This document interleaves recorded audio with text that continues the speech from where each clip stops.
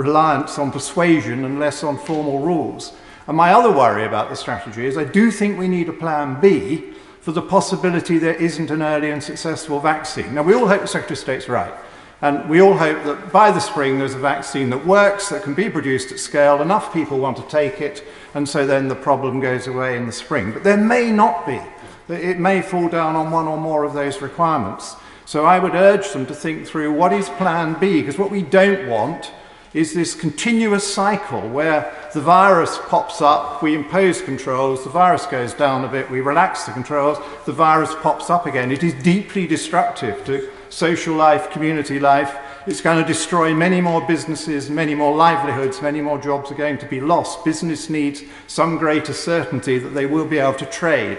So I would urge the government to be more open with us about what is plan B for no vaccine, and more open with everyone about how long these controls have to last and what their purposes are. Because if we take the 10 o'clock rule, which has become the iconic one that is opposed by some and supported by others, the problem with it is that people find easy ways around it. They comply with leaving the pub, but then they go and congregate in each other's homes and use off-licensed booze. So they may be breaking the rule of 6. They feel that that's a tolerable thing to do, and the police can't go to everybody's home to find out whether they're breaking the rule of 6, whereas the police can, of course, enforce the turning out the pubs. And it may be worse for them to be drinking at home than drinking in the pub. So rules have their limitations. Let's get more buy-in by persuasion. That is our job as politicians. Yeah.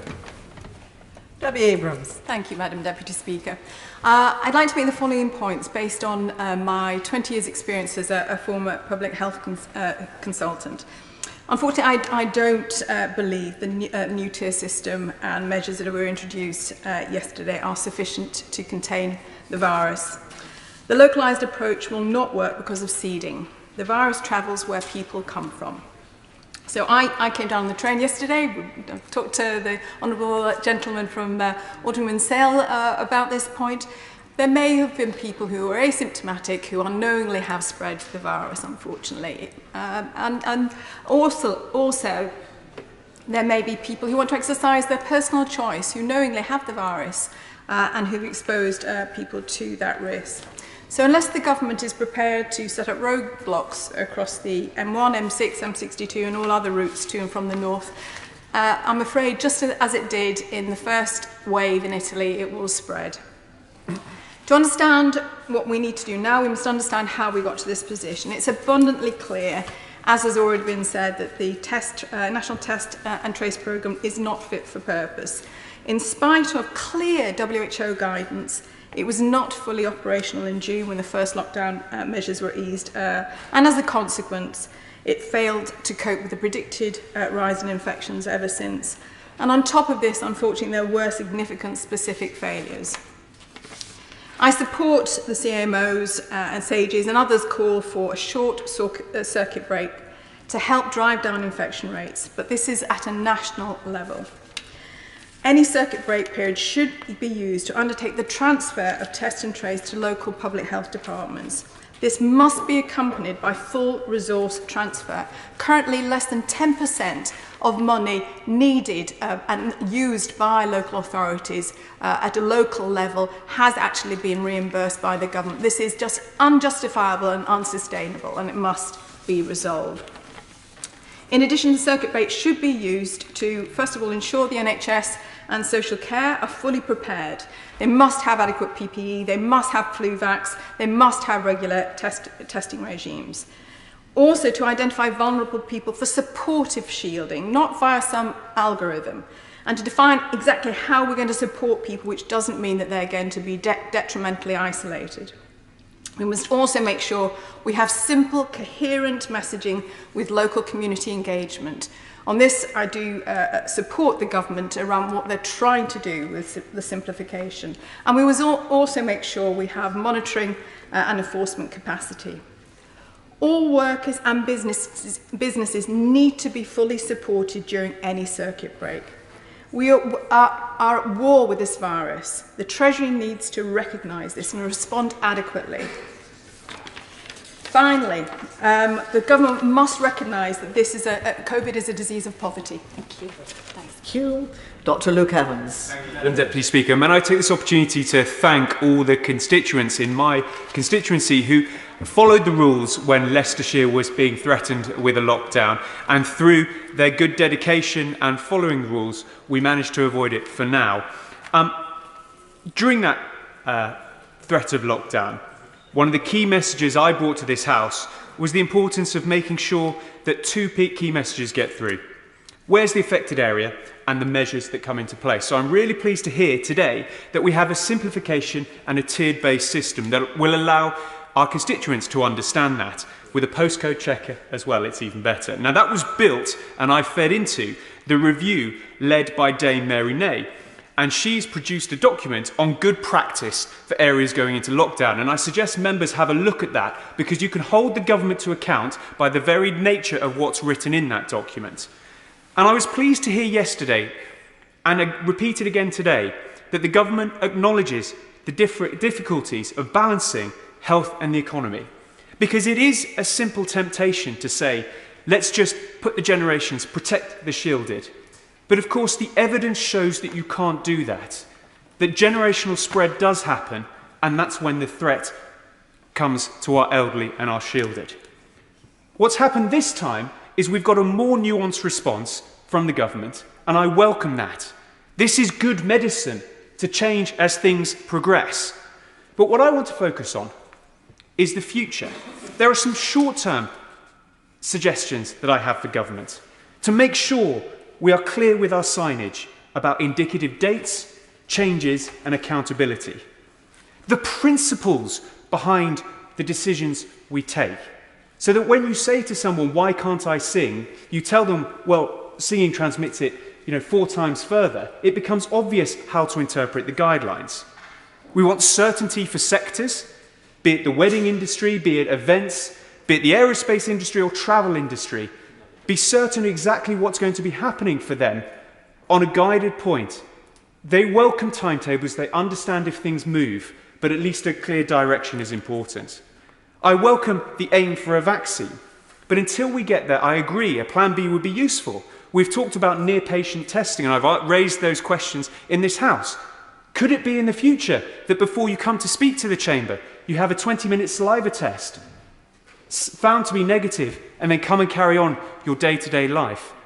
Until we get there, I'd urge the government to read the Health Care Select Committee's recommendations on dealing with non-COVID sides. At the end of the day, health teaches us to help those who can't and empower those who can, and that should be the message the government takes forward. Rebecca Long-Bailey. Thank you, Madam Deputy Speaker. I am not confident, and nor is anybody confident, that the Tier 3 proposals for the highest rates would be enough to get on top of it. They were the words last night of the Chief Medical Officer. But sadly, the government knew this in September, when Sage Scientists had advised the immediate introduction of a list of measures, including a circuit breaker. In the following days, the Prime Minister only went ahead with the work-from-home U-term and a 10 p.m. curfew. And now we know the truth. Last night, the Sage Minutes clearly stated that the curfew measure was likely to have a marginal impact, and also, it seems, is the government's tiered approach.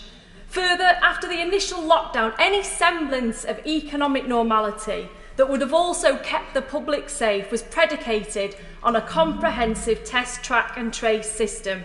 But with people still making vast round trips just to get a test, and even then, their details risking being lost in an Excel spreadsheet never to be seen again, it's clear we don't have a comprehensive testing system.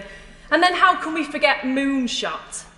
Salford was to be one of the pilot areas testing this Moonshot programme. However, my local council confirmed to me this morning that some time ago now, they'd asked the Department for Health to share the clinical validity data behind this new technology. To date, this query remains unanswered, and until this morning, Salford City Council had been told to pause the programme. So can the Secretary confirm his current plans for the development of mass testing? Madam Deputy Speaker, We all know what needs to be done. Any resumption of normal life depends on bringing the infection rate down, followed by robust test, trace and isolate systems. But for this to happen, we need clear direction from government, and our businesses and workers need economic support to do what is required of them. So far, the Chancellor's support still doesn't extend to over 3 million people excluded, and the watering down of economic support means that even under Tier 2, many businesses and workers across Greater Manchester will see a significant drop in income that they won't be able to sustain. So it seems we've got a choice here. We don't follow the science. We impose the misery of a prolonged Tier 2 and Tier 3 restriction in many areas with little economic support, cases and deaths rise, or we actually follow the science and bring down transmission with a short national circuit breaker and a reform to test, track, trace and isolate. Frankly, the pandemic strategy so far, it's been akin to throwing a glass of water on a chip pan fire, and the government needs to change course today. Karen Bradley. Thank you very much, Madam Deputy Speaker. 3 quick points. First of all, can I welcome my right honourable friend's announcements around the tier system, and in particular the granularity that's been allowed. My neighbouring borough of High Peak, we are seeing award-based restrictions, and I pay tribute to my honourable friend, the member for High Peak, for his work ensuring that happens. Can I urge there to be more granularity in what we do, led by local health professionals? On the matter of hospitality, this is where I have to declare an interest. My family has for 53 years run a pub, from my grandfather to my father and now my brother. And they've never faced anything like this in all that time. I say to my right honourable friend, I recognise why he's doing what he's doing, and I agree with him. Schools and workplaces, etc. have to be our priority. But we also have to think about those businesses that have spent thousands on making themselves COVID ready and now face a very uncertain future. Shift workers, those that work in hospitality themselves, are completely excluded now from any socialising with their friends because the bars are simply not open at the time that they are able to go and enjoy themselves. And people don't understand why there is differences around the country. Why is Wales allowing a drinking up time? Why is Northern Ireland 11 o'clock? So I say to my right honourable friend, I will support the government in measures today, but please can we look at having some more flexibility? I'd be very happy to talk to him about some of the suggestions that my brothers have put to me over the course of this debate, including off-licence sales, drinking up time, perhaps more flexibility on Friday and Saturday nights, which are the lifeblood of hospitality industries around the country, in particular in areas outside the big cities. And my final point, Mr. Deputy Speaker, is around this place. Now, this place is leading the way. We're sat here in a socially distanced way. We are the most visible workplace in the country, and we're abiding fully by the rules. But if we have a division this evening, we are putting ourselves at risk. We are putting members of staff of this House at risk. And as the clerk gave us evidence yesterday to the Procedure Committee, if we do not have enough security staff able to come into this place, we cannot open. And I want to see this place open. I want to see us scrutinising what the government is doing, and I want to see us able to have these debates. We will be able to do that a lot better and a lot more safely if we vote in a safe way, and that means allowing the House to have a decision about whether we return to remote voting. John Speller. Thank you, Mr. Deputy Speaker, and I think there is a huge principle to be debated here. At the heart of it is the false dichotomy posed again by the Secretary of State today between hospitality versus the economy and jobs. And that's as though hospitality wasn't part of the real economy and millions of jobs didn't depend on it.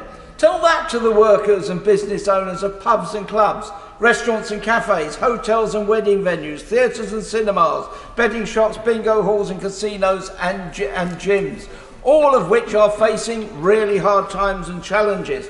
They are facing closures, ruin and job losses on a massive scale. And while at the same time Treasury support, as we heard earlier, is weakening, and the Chancellor is also losing, not only suffering the cost of support, but also a major loss of revenue. Unfortunately, this approach seems to be driven less by deep analysis and more by the dreaded doctrine of something must be done. This is something, therefore we must do this, irrespective of proportionality, outcome or impact. But this time it's even worse. It seems to be something needs to be seen to be done without any cost-benefit analysis or the impact on a beleaguered industry and a workforce facing mass redundancies.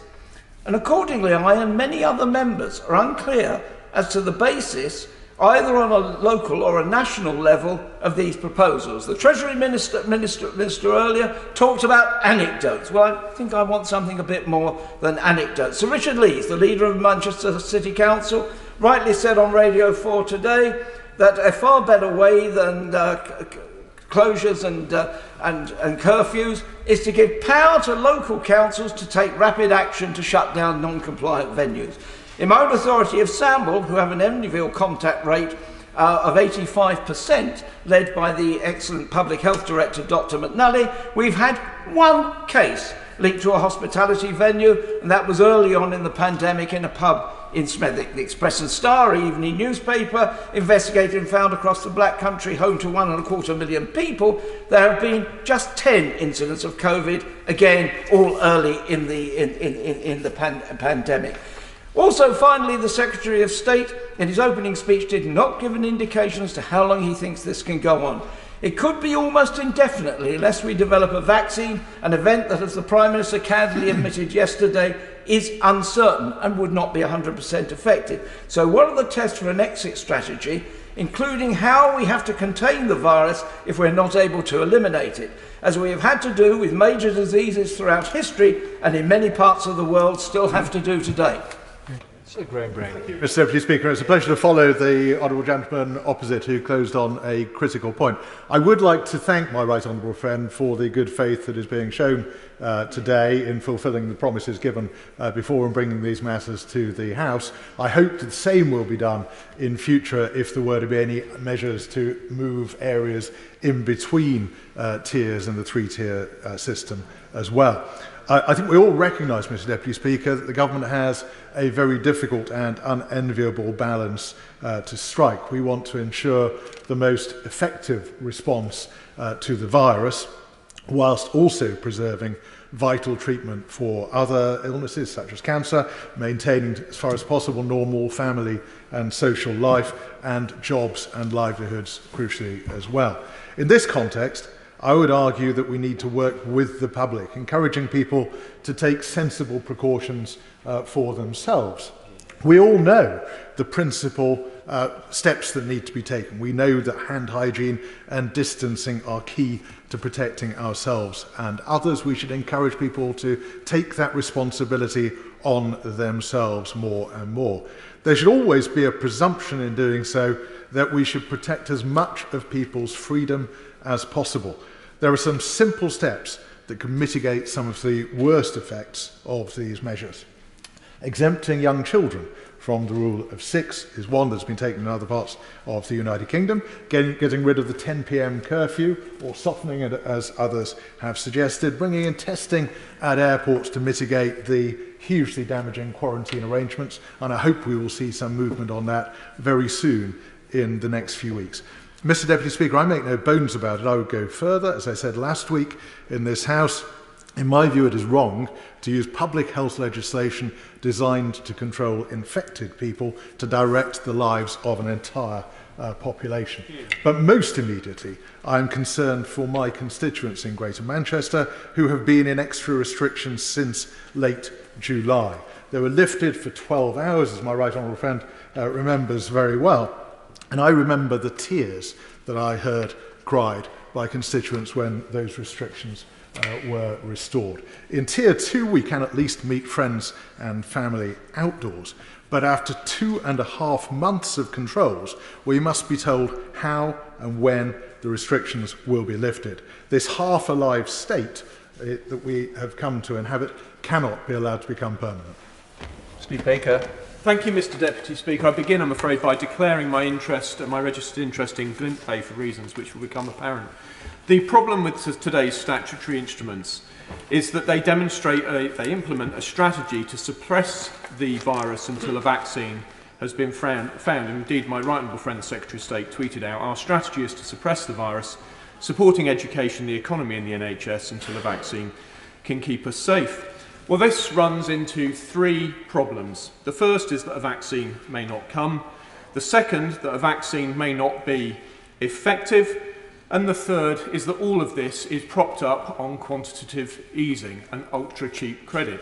Indeed, now we're reading in the papers about negative interest rates, and this is why I declare the interest. I think you have to have a peculiarly high level of economic education to believe that we can head towards £745 billion of QE, ultra-low or negative interest rates, and that all this will not be a problem.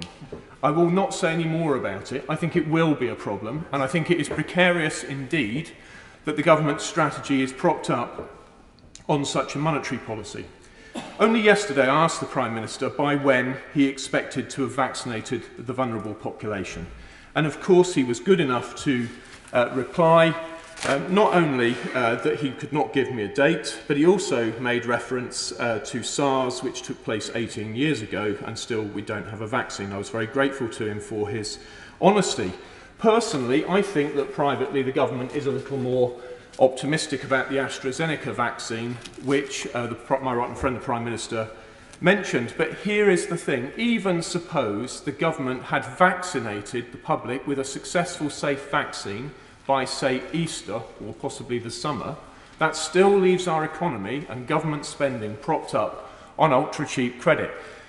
The problem with that, Mr. Deputy Speaker, is that the Bank of England has told us, as the Treasury Committee, that if inflation comes in, they will have to, under their mandate, fight inflation.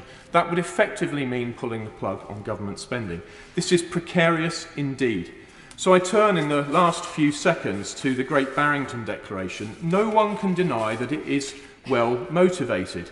Indeed, they say that keeping these measures, lockdown policies around the world, in place until a vaccine is available will cause irreparable damage, with the underprivileged disproportionately harmed. I have been looking very closely at the critiques of these, and I would just say to my right honourable friend, the Secretary of State, that in critiquing the Great Barrington Declaration, Professor James Naismith of the University of Oxford wrote, "Humility and willingness to consider alternatives are hallmarks of good science. For the reasons that I've given, I am convinced the government must find an alternative strategic plan between the Great Barrington Declaration and where we are today." Jill Furness not present. Mark Harper. Thank you very much, Mr. Deputy Speaker. I have heard one or two people say that they don't think the government has a plan, and I actually don't agree with that. I think the government actually has a very good plan that it set out in May, which I read at the time and thought it was very sound.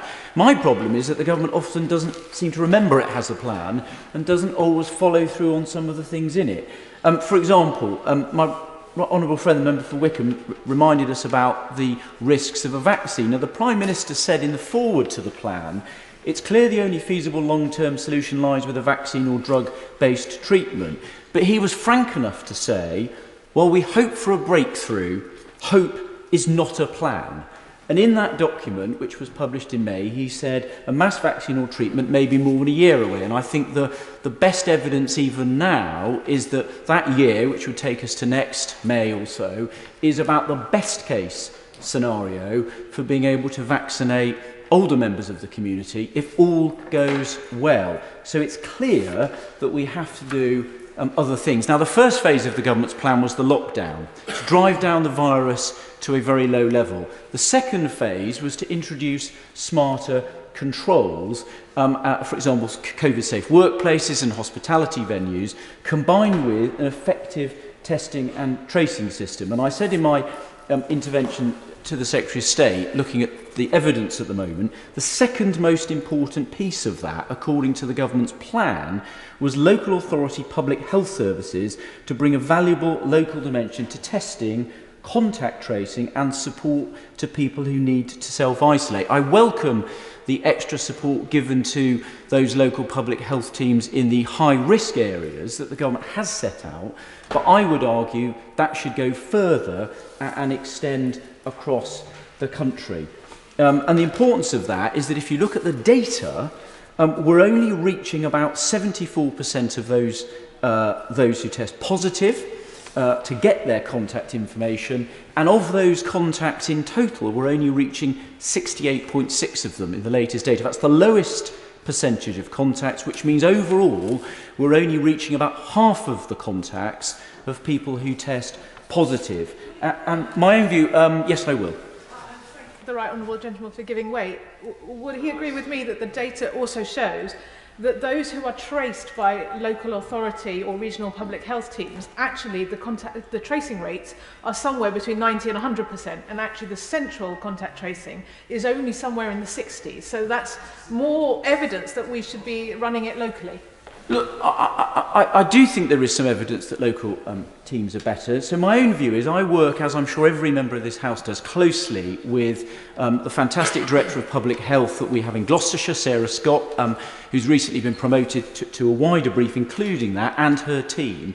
I would have real confidence that if she were given the resources, she and her team would do a fantastic job of tracing contacts quickly and getting to them and working with them to explain why isolating was important, and perhaps being able to work with them to identify some of the barriers that my right honourable friend, the member for Wokingham, mentioned, that might stop them isolating. If we were to do that and be much more effective, that's what will enable us to live with this virus, but live meaningful lives where people can have more social contact and more ability to have those important contacts which the Secretary of State acknowledged were important. And I think that was in the government's original plan, and I think it should lean into it. So I think the government's got a strategy. It needs to go back to that original strategy and look at the areas which are not being executed as well as they could be. I said in my intervention, I give credit to the Test and Trace team for massively expanding testing compared to where it was, but the testing is not an end, it's a means to an end to identify the virus, to isolate areas where we need to put in further measures, and to encourage people to isolate. If we do that, we'll be successful and the country will thank us for it. Daisy Cooper. Thank you, Mr. Deputy Speaker. If we are to have any hope of getting a grip on this virus, reopening our economy and restoring our freedoms, it all depends on fixing test, trace and isolate, and getting the control of that system to directors of public health. As I understand it, under these three tiers, local public health directors can only make proposals on how to tackle the virus in their area under tier 3. Can the government confirm today that if local authorities make proposals on how to use extra delegated powers and their local knowledge to keep the virus under control in their areas, will the government work with them to enable this, even when those areas are in tier 1 and 2 and not just in tier 3? We also need to see proper financial support for those businesses being asked to close so they can both survive and recover. This is no small threat. Almost 25% of hospitality businesses think that they will fail in the next 3 months. We understand the need for public health measures, but they must come with a proper package of support. Many in hospitality in particular are worried that the restrictions on households mixing in tier 2 and tier 3 and only serving alcohol with a meal might make a business commercially unviable, so they need to close, even if they haven't explicitly been told to. So in those circumstances, will the government make the extended job support scheme available to those companies? If local authorities decide to close all pubs, in addition to tier 3 measures, do those who are forced to close have access to the government's central extended support scheme? And do suppliers to those businesses who have had to close but are not technically forced to close themselves have recourse to the extended job support scheme as well? And then, Mr. Deputy Speaker, there is the curfew. We have seen crowds of people turfed into close contact, into crowds on streets, into public transport, into off-licences and into homes where they cannot be policed. The facts are well rehearsed. SAGE members were not consulted. The government did no assessment of the cost to business. CAMRA and UK Hospitality asked for the evidence and got none. The curfew is now subject to a judicial review because the government has failed to provide any evidence. Yesterday evening, a briefing for MPs by the government's medical advisors, the advisors admitted the curfew was a policy decision, not a scientific one, and overnight, SAGE's minutes observed that the curfew would have a marginal impact. I will. Just on that point, I mean, I used to be a landlord many years ago in the days when actually on a Sunday we kicked out at 10 o'clock and the rest of the week 11 o'clock. But the reality is, isn't it the responsibility of people to take responsibility for their own safety as well? And this isn't just about a policy. I think the idea that a government can change a policy and it doesn't have implications on public behaviour is absurd, and that's why the Behavioural Science Group exists to advise SAGE and to advise the government on this point. But what's worse is we knew the government was advised to close everything down for 2 weeks, and it didn't, suggesting that the curfew was just a feeble attempt to look as though it was trying to do something. So desperate is the government now to not to accept that it got it wrong or to suffer a defeat, that even if this House votes down the curfew in the 7th vote tonight, it has already been incorporated into the package of measures in the first 3 votes that will introduce the 3 tiers from tomorrow. And the government has provided no opportunity for opposition MPs to amend them so that we could improve public health and improve outcomes for businesses. The government had the opportunity to persuade the public and opposition MPs with clear evidence, but they squandered that, instead choosing coercion and control. It is outrageous that local government leaders, business leaders and members of this House have had to fight tooth and nail for weeks to see the evidence behind government measures that are threatening lives and livelihoods in our communities. It is an outrageous abuse of power and it must stop. There is a sickness of secrecy at the heart of this government, and it can only be cured by some radical transparency. Mr Deputy Speaker, and what I will say to start off with is that as a Conservative, imposing state control over people's lives makes me feel incredibly uncomfortable and puts me well outside my own personal comfort zone. Now, back in August, when the whole of Calderdale was put under local restrictions, we did get additional support from government in several forms. One of the forms of support was an additional tier on the national track and trace system. This has been a valuable tool to give local authority real evidence of where the spikes are coming from, and as a result of this, we achieve over 90% or around 90% of contacts. Now, as I said earlier, I have a problem with state control over people's lives, but, and there is a but, we have seen locally during local restrictions is that whilst the majority of people adhere to the law and guidance, and I'll repeat that, the majority of people adhere to the law and guidance, sadly there is still a significant number of people that don't. Unfortunately, these significant few's actions are putting everybody else at risk, and the current spike occurring is staggering. And Mr Deputy Speaker, it is actually the result of a significant minority taking their own liberty and living their daily lives as they choose to, that is putting everybody else at risk. These are some of the things that are happening locally, some of which is evidence from our track and trace system. People not self-isolating when they're unwell, people not self-isolating when they return from holiday, people not self-isolating when they've been in contact with someone else who's tested positive. It's been guidance that it is not advised to mix households in pubs and restaurants. However, because it's been guidance only, our local pubs and restaurants have been full of mixed households sat together. That, by the way, Mr Deputy Speaker, isn't evidence from track and trace. That's the local MP in the pub most of the weekend. And finally, what I would say is that households still mixing, despite it being law that you cannot. There are many reasons why people haven't adhered to the law or guidance, but the reality, Mr Deputy Speaker, is that when a significant few are ignoring government advice and taking decisions about the pandemic into their own hands, they put the majority at huge risk.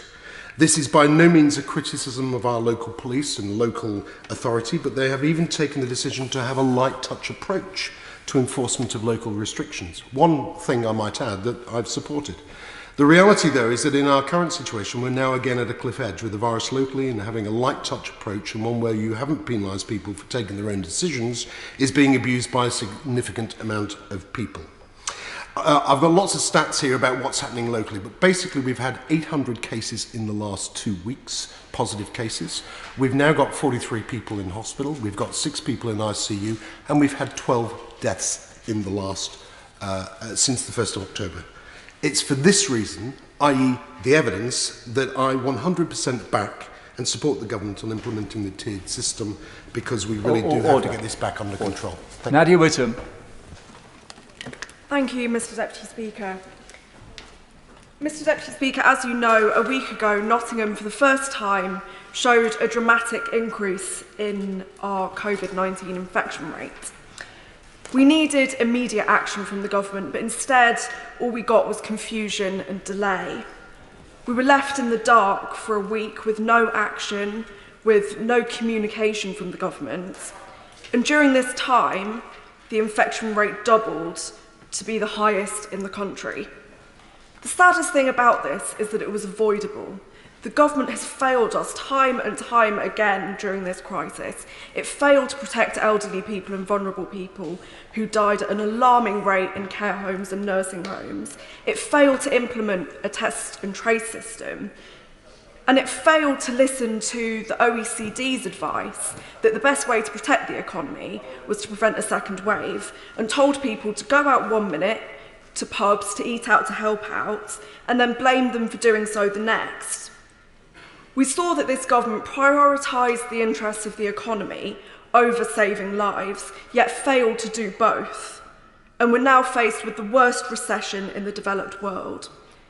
Last week, MPs, councillors and members of the public were left to find out in the press that we were due to go under a local lockdown without any details of what that would look like for residents and for businesses.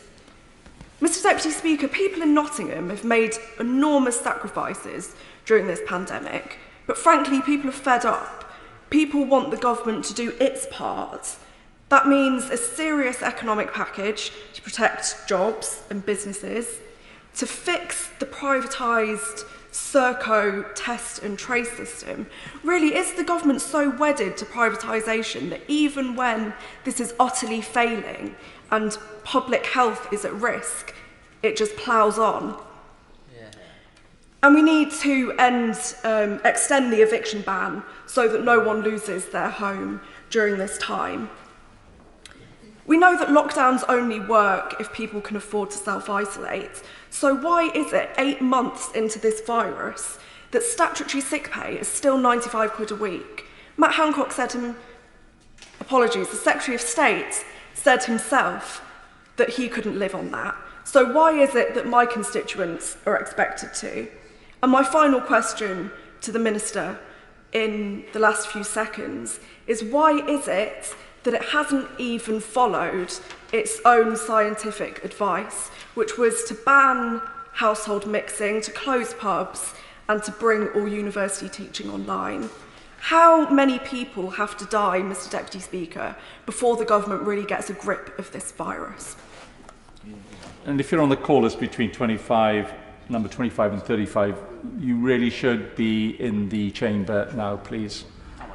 Stephen Hammond. Thank you, Mr. Deputy Speaker, and I really welcome the opportunity to make a short number of points to the government on these statutory instruments. Firstly, I really welcome the fact that they have set out with clarity and granularity how the system is going to work, and I welcome the fact that we have the chance to debate them today. But as the Prime Minister said last night, the evidence for some of these statutory instruments is at best imperfect. And that particularly concerns me about the evidence for the 10 o'clock curfew, because what one sees with this is not just, it may or may not be necessary, but the fact of the matter is, if I observe my own constituency of Wimbledon, many people are leaving the hospitality sector at 10 o'clock, going to local shops to buy alcohol. And the fact of the matter is they are moving from a COVID-secure environment, usually to a COVID-less secure environment. So if the Minister really wants to make the case that the statutory instrument 1029 is necessary, then I really suggest that he looks at bringing forward a statutory instrument that allows local restrictions on purchase time for alcohol. I welcome the fact that the restrictions are time limited in a number of cases, and I also accept, of course, that the Joint Committee will need to make short decisions and quick decisions. But could the Minister explain, and could he, why a number of the statutory instruments, the proposed expiry date is not 3 months, it's 6 months? Can he confirm that the House will get a debate on the fact if there is any indication that we need to increase the level, the time period, and can he confirm that there will be a 28-day review in this House of all of these statutory instruments? But as a London MP, you'll not be surprised to hear me say, well, the Prime Minister was absolutely right, last night when he said we need to build consensus. So as a South London MP, I'm particularly concerned about a London-wide lockdown, which would impact 9 million people. All of the restrictions must be applied proportionately. Merton has one of the lowest infection rates, and Wimbledon, as part of Merton, has one of the lowest infection rates in London, with many boroughs being affected in different parts of London. Can he confirm at what level a London restriction would be applied? Can he confirm that it would be borough leaders and not just the mayor? And can he confirm for London, like the rest of the country, it would be on a borough by borough and ward by ward basis? Because it's very difficult to see the rationale for a London-wide imposition of new restrictions. I'm afraid not present. Angela Eagle. Thank you, Mr. Deputy Speaker.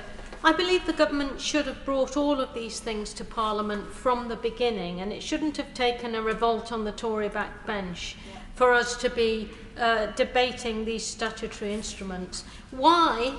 Because it's through debates in Parliament that we can persuade the public that the government is making the right decisions, that we can challenge the government and make them explain why they are making certain decisions. From the beginning of the pandemic, there was widespread support for what the government was doing, but since Dominic Cummings' trip to Durham, where his rule breaking was met with impunity by the Prime Minister, we've seen an increase in confusion, we've seen the rules get more complex, and we've also seen people's goodwill turn into cynicism. The confusion over summer about being advised to eat out to help out, told to work, go back to work, then told to come back and work from home and not go out or even go to the pub, is causing confusion and ill will, which is making it much harder for people to persuade our constituents that this is what they should be doing and that the government has got a plan. So we need transparency, we need honesty, and we need to trust what the government are doing. Now, yesterday, my own local authority was put into Tier 3, the Tier 3 category. And as we know now, because the government have taken the decision that it's going to keep universities and workplaces open against the advice of SAGE, which leaves them only with socialising to try and press down on the virus. All they can do is restrict socialising in private or public. Now, given that there were 41 deaths in the last week in the Northwest, I understand the need to do it, but we can't just have local lockdowns on the cheap. The current furlough light is just not a good enough system to ensure that hospitality is properly protected, that jobs are properly protected. And 67% of wages is just not enough, and we are abandoning many hundreds of thousands of jobs, many fantastic businesses in hospitality and entertainment to go to the wall without support. Now, I want to support the government, but the government also need to share their thinking and be much more transparent and open about the scientific advice, about what works, and they need to be far more generous, especially in Tier 3 areas, with the support that they are willing to put in to keep local economies, local jobs, local businesses alive so that we can all fight to get this virus down. Shannon. Thank you, Mr. Deputy Speaker. I'm very happy to speak in this. The pandemic is devastating to so many. For those who lost loved ones, for those who live in fear of leaving the house, for those serving in the NHS, frontline workers, for those worried that their jobs are to be lost, for those who are worried that they will not get medical treatment quickly enough, or those who don't seek it for fear they may have to go to the hospital, for parents of children who should be doing exams this year and are beyond stress, for the teachers who know the need to educate children but are concerned for safety. I cannot think of any group in the whole of the United Kingdom, a Great Britain and Northern Ireland, who aren't affected by this in some way. I think of a lady that I know who attends and looks after children and babies at the Argenum Church in Ards. She had very devastating news, but as we all know, the hospitals and all closed down in Ards when it came to testing. And when I think of those with cancer in particular, in the paper today it referred to 3 million people waiting for appointments and assessments. This lady, unfortunately, has had devastating news of advanced cancer. So I'm very conscious that it's for all that generation of hard-working, straight-talking, Queen and country, loving, God-honouring prayer women. That's for that reason I support the Prime Minister and the Minister and the Government and what they're trying to do and the attempts to keep as many things running as is possible. I'm very conscious of those waiting for CAT scans, for MRI scans. I'm conscious of the normal, if I say normal is the right word, for those in health issues who are waiting for treatment. I'm thinking of those in the Alzheimer's Trust, and they sent me some figures which said that 1 in 4 people of all coronavirus deaths between March and June were people with dementia. They also referred to the 92 million extra hours that had been spent by family and friends. They also referred to diagnosis rates in August of 2020 that were down to 66.7% of a target. They're nowhere near reached. So again, whenever the Minister's summing up, I hope he can give me some respite, some succour in relation to the cancer rates, to the Alzheimer's and to those. And also Alzheimer's Society said that they would like to see nominated visitors to care homes classified as key workers so that they could then help when it comes to the PPE and infection control. These may seem like difficult tasks, Mr Deputy Speaker, but the fact is that they're not just enough to keep people alive. It has to be the quality of that life that is essential as well. So in Northern Ireland, very quickly, we have one of the highest rates in Europe in Strabane.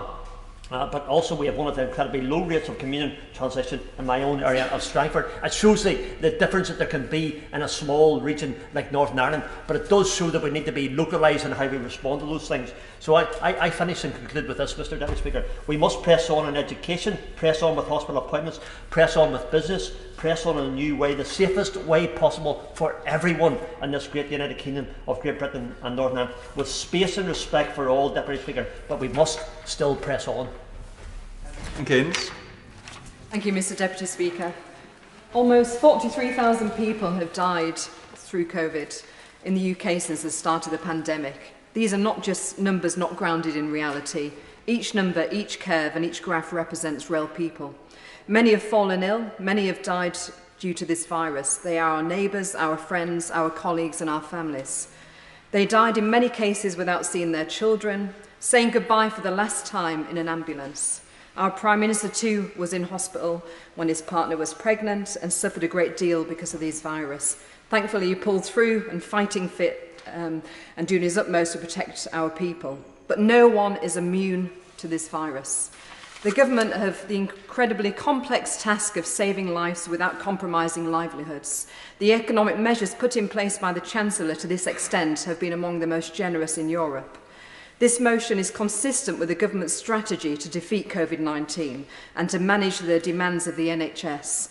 I believe the government is working hard to take this balanced approach and taking into account the public health issues, broader health and well-being and the economic and social considerations. Unfortunately, we've seen infection cases rising rapidly across the country and the number of patients admitted into intensive care units in hospitals have increased. This is exactly the situation we must avoid. The government's job is to do what is best for the people, to save lives while protecting the economy. But one thing is for sure, no one wants to see the number of deaths and hospitalisations that we saw earlier this year. My own area of Morley and Outward, along with the rest of West Yorkshire, have been placed in high alert level at this stage. Such is the great variation of infections between the regions that there's been different rules in different parts of the country. This is the best way to keep our economy going without shutting down our entire nation. Today's three-tiered system ensures a collaborative approach between central government and local communities. The government is not simply introducing restrictions without the necessary support, and I welcome the Chancellor's further actions to protect jobs and support businesses whose premises have been legally required to shut. This provides that the government is taking the necessary responsibility to support the economy through this public health crisis. Now, as Conservatives, we suffer by instinct imposed by these restrictions. I personally do, but we wouldn't do it unless it was extremely necessary to safeguard lives. During lockdown, I had many conversations with care homes in the constituencies, businesses and constituents in Morley and Outward, and they all agreed it was possible to keep the virus under control while keep the economy going. I believe there is broad consensus in this House and in my constituency that the health of our fellow citizens is paramount. And I think it's time across the House that we pull together across the country with local leaders to put this, this health crisis first and avoid all party politics. Thank you, Mr Deputy Speaker. And it's a pleasure to follow on from the Honourable Member for Morley and Outwood, and she makes a valid point. This is a public health crisis. Now, over a week ago, Hartlepool, my constituency, was placed under lockdown. It's now currently in tier 2 of the new measures. And yes, it was requested by the local authority that such action be taken, but not in the guise in which it formed itself in the current measures. Lockdown was in fact imposed on Hartlepool, and it was imposed via a government press release. Yesterday morning, 9 a.m, there was a hastily arranged conference call with all North East leaders hosted by a minister. And yet Hartlepool, together with other authorities in the Tees Valley, were left off that phone call. And so, on behalf of my council, I would like the minister to answer why weren't they included in a phone call to do with the new measures in the northeast of England, and if it was a mistake, has it been rectified, and when will it be rectified? Because consultation so far has been woeful with my local authority. Now, turning to the public health issues, now that the whole of the Tees Valley is under tier 2, we can hopefully work together and set party politics aside for the public good, because collectively our local authorities face important challenges and deserve to have appropriate resources allocated to them. In my own council, it's estimated, Mr Deputy Speaker, that £4.5 million is needed to provide extra support during lockdown, and we desperately need to see a strategy developed by government over ending lockdown, and also test and trace being devolved so that local environmental health teams, who know the patch and have the knowledge, can provide a more effective service. We need much more to assist us to get through tier 2. It is a public health crisis, and I urge the government to improve their communications and to answer the question I put earlier. If you're on the call list between number 40 and number 70, and you still do not want to participate in the debate, please make sure that a message comes through to the chair. Simon Baines. Thank you, Mr Deputy Speaker.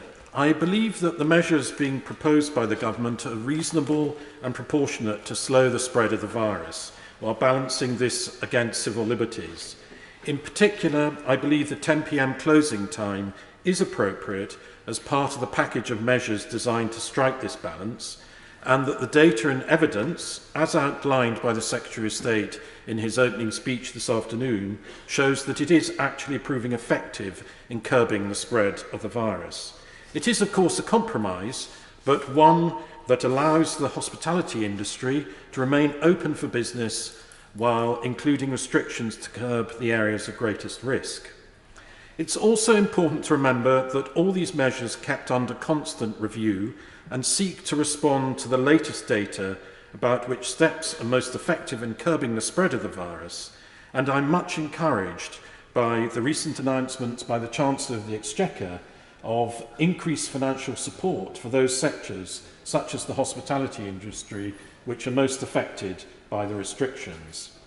I speak in this debate as the MP for a Welsh constituency, Clwyd South, which borders England, and therefore the decisions taken in Wales are the responsibility of the Welsh Government.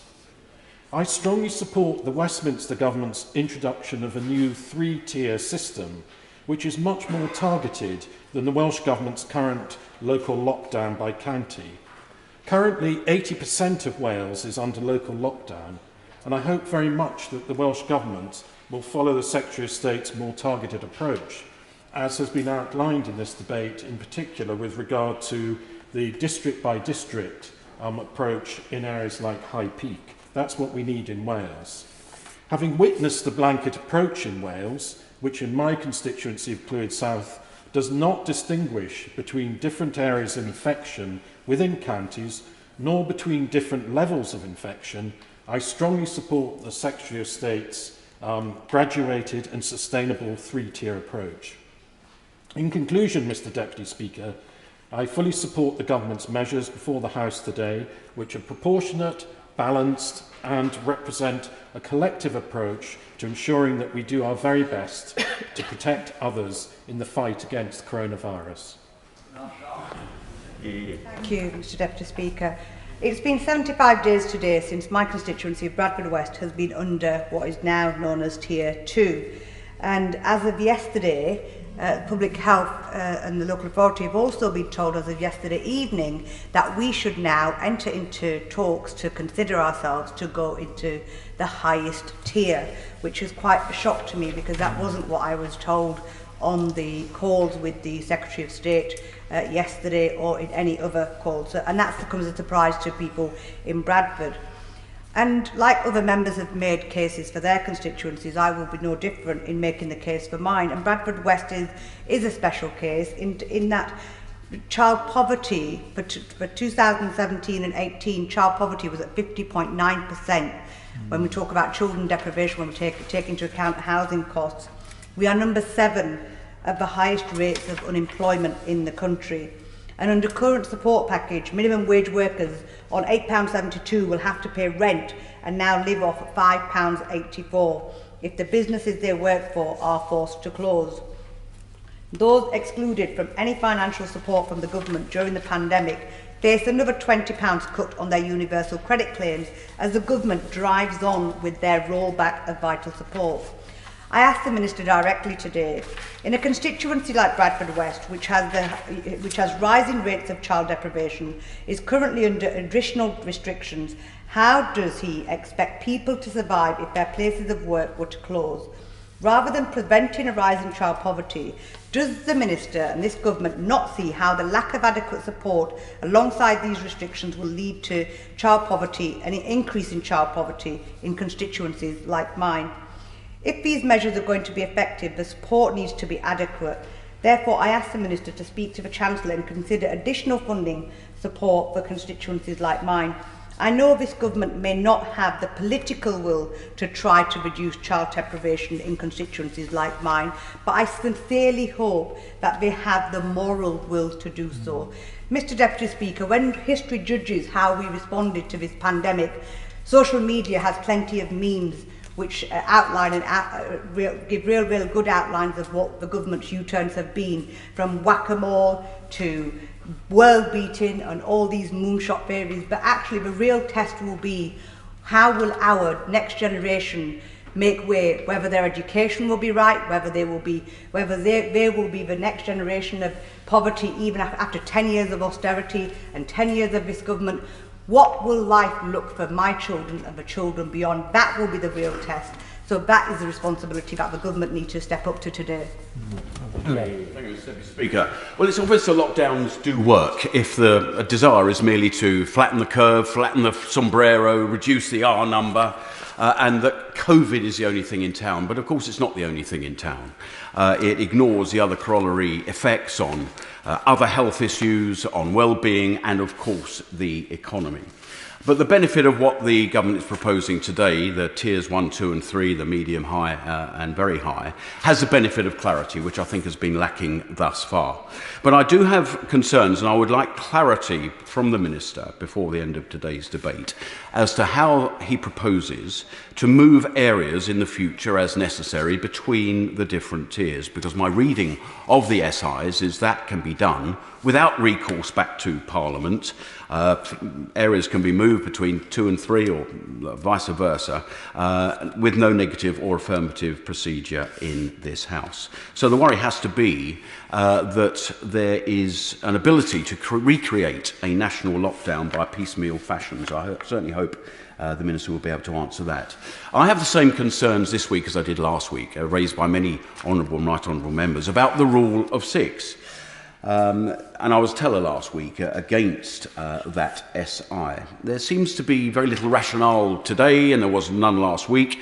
If 6 is the magic golden number, well, surely 4 has got to be better. And if so, why not 10? Let's discuss that.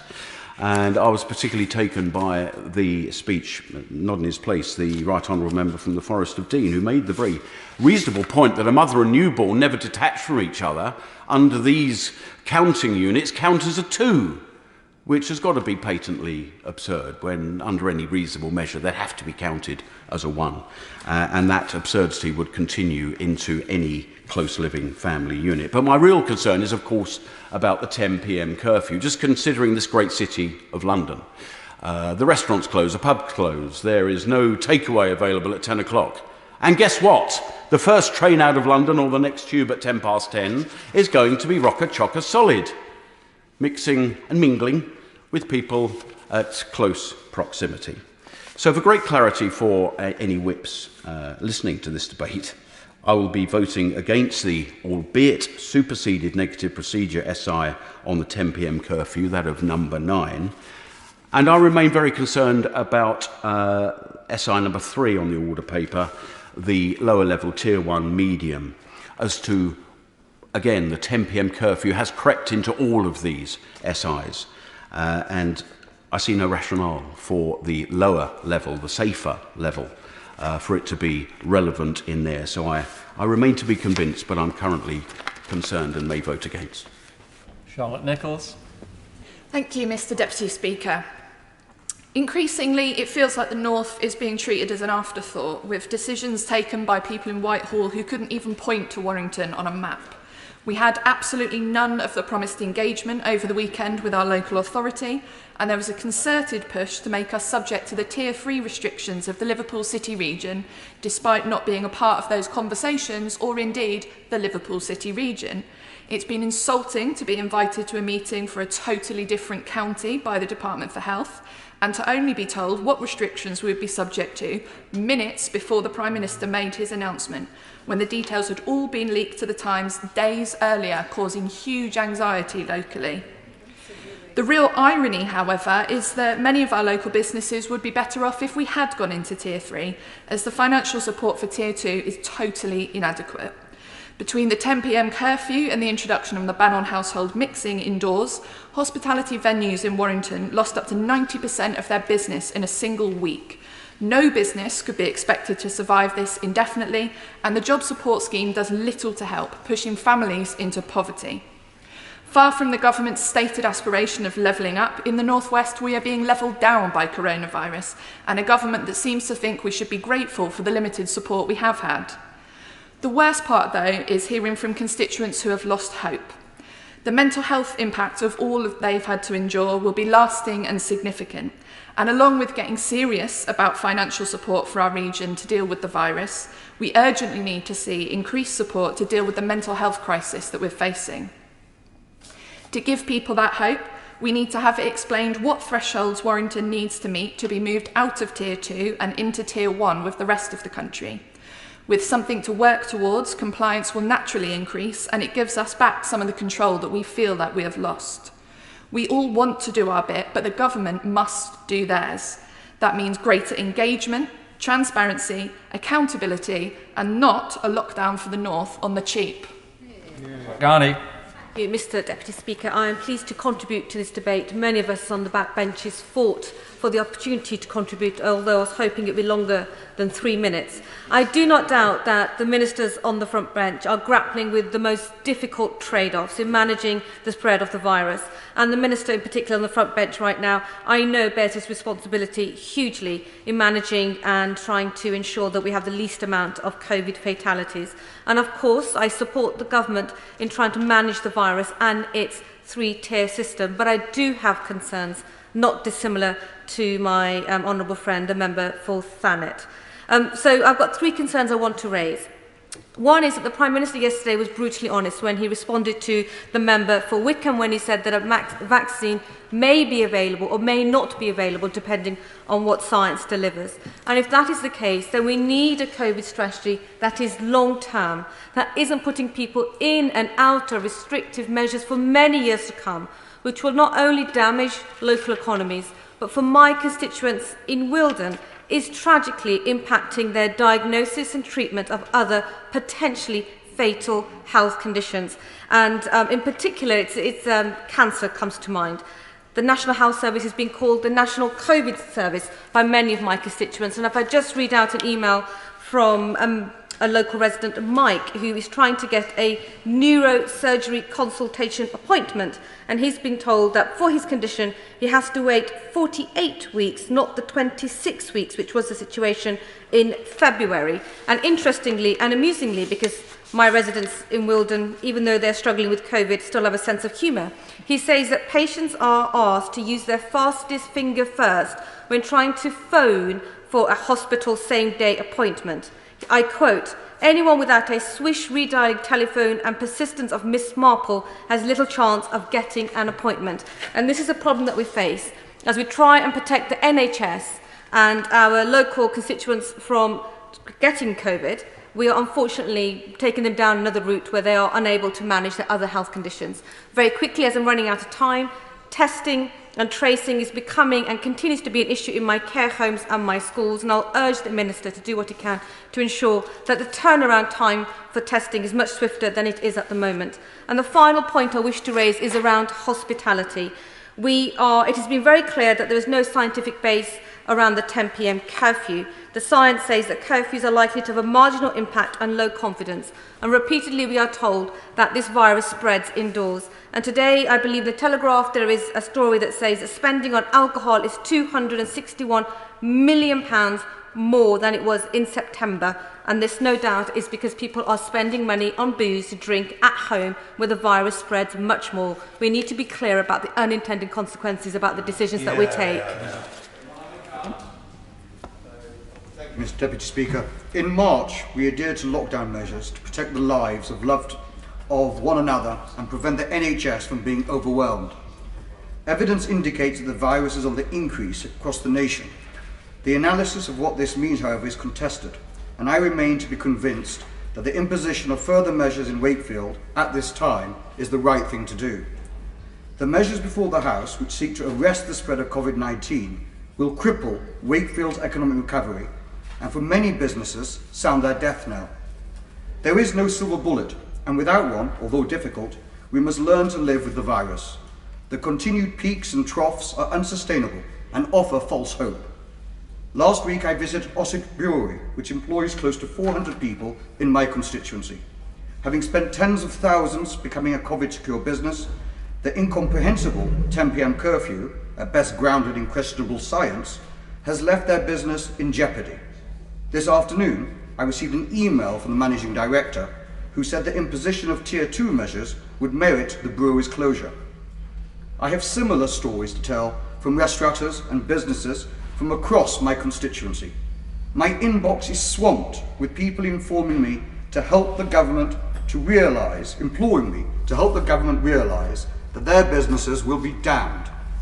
I have not received one letter or email asking me to commend the government on its proposals.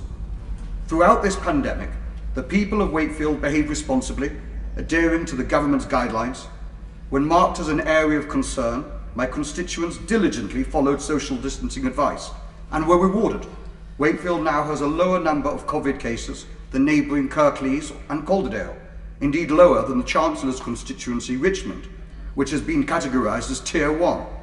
As a consequence of this new tier system, Wakefield will be unfairly characterised as Tier 2, along with the rest of West Yorkshire. As Wakefield is placed in stricter measures, I'll give way. Would he agree with me and thank the local health officials, in particular the public directors of public health, like in Bradford West, that actually they have the real answers and that expertise is very local and it needs to be led locally as opposed to nationally with a one-size-fits-all in cases such as yourselves? Well, the Honourable Lady raises a very interesting point, and certainly if she uses a model such as Germany, that would be the case. But of course Germany has a very, very strong federal system with the Länder, and the United Kingdom is far more centralised. So I don't think there's a fair comparison. What would be best if all of our citizens cooperated entirely with Test Track and Trace, downloaded the app and used it and behaved responsibly. In the end, with COVID, with this virus, the human variable is key to limiting and controlling the disease. And so it's getting individuals to understand their responsibility and their key use to sort this problem out themselves. So, as I was saying, Wakefield will be placed with this new tier system into stricter measures, whilst others in West Yorkshire with a far higher incidence, such as the honourable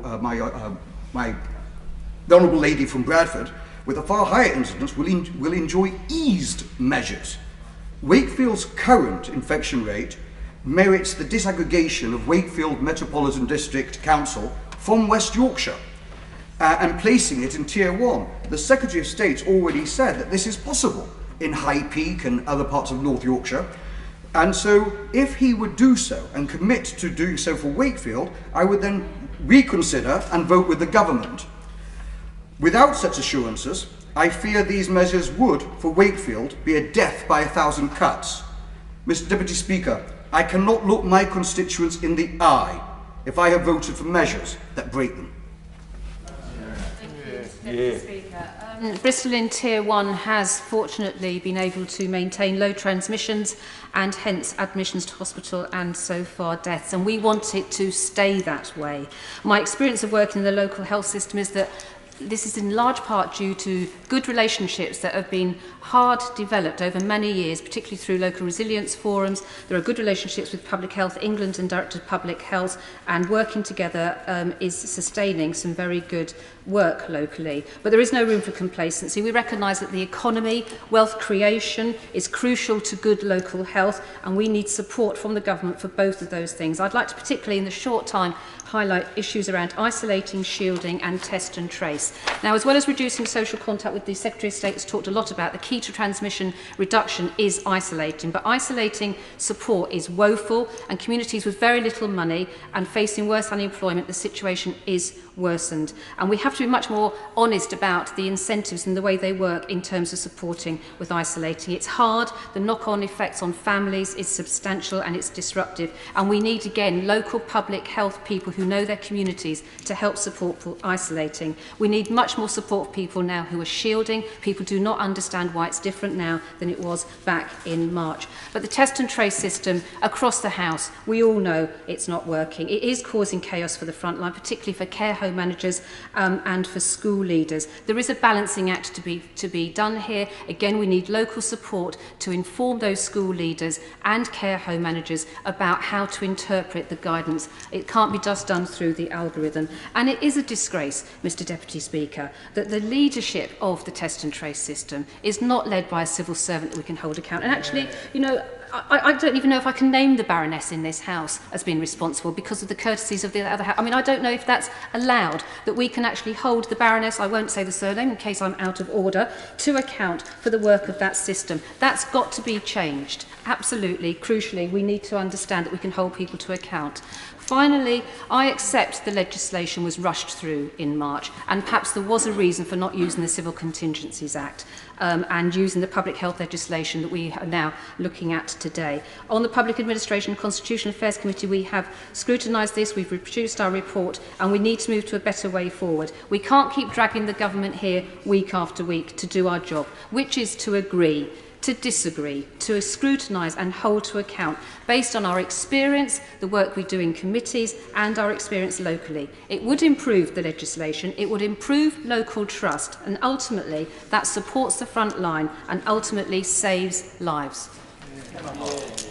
Thank you, Mr. Deputy Speaker. The government must be under no illusion. The country's patience and goodwill is wearing thin. They were promised the lockdown pain would be worth it, as they saw friends and colleagues and family members losing businesses and being made redundant, separation from loved ones, hospital appointments cancelled, children missing out on education. They were promised a world-beating test, track and trace system. They were promised that the Prime Minister had taken personal control. They were told it would be all over by Christmas. Now, after 204 days, we are back to square one, the fourth worst in the world for COVID cases. Last week I spoke to a pub landlord who didn't mince his words and really has reached the end of his tether. He had 3 pubs, now he only has 2.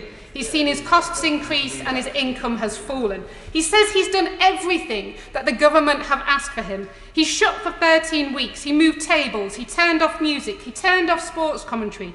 He moved drinks outside. He opened doors and windows. He asked people to sit down. He stopped more than 6 people being in a group. He split up families and support bubbles. He told people not to shout. He banned singing. He banned dancing. He banned live music. He started wearing masks. He completed track and trace. He got sanitary stations. He had additional cleaning. He had table service. And now he's told he has to shut at 10 p.m, which actually means, Minister, that you have last orders at 9:15 for having been a barmaid myself. I understand how this works. People need drinking up time before you can clear them out. So that means that he's actually losing business from 9:15.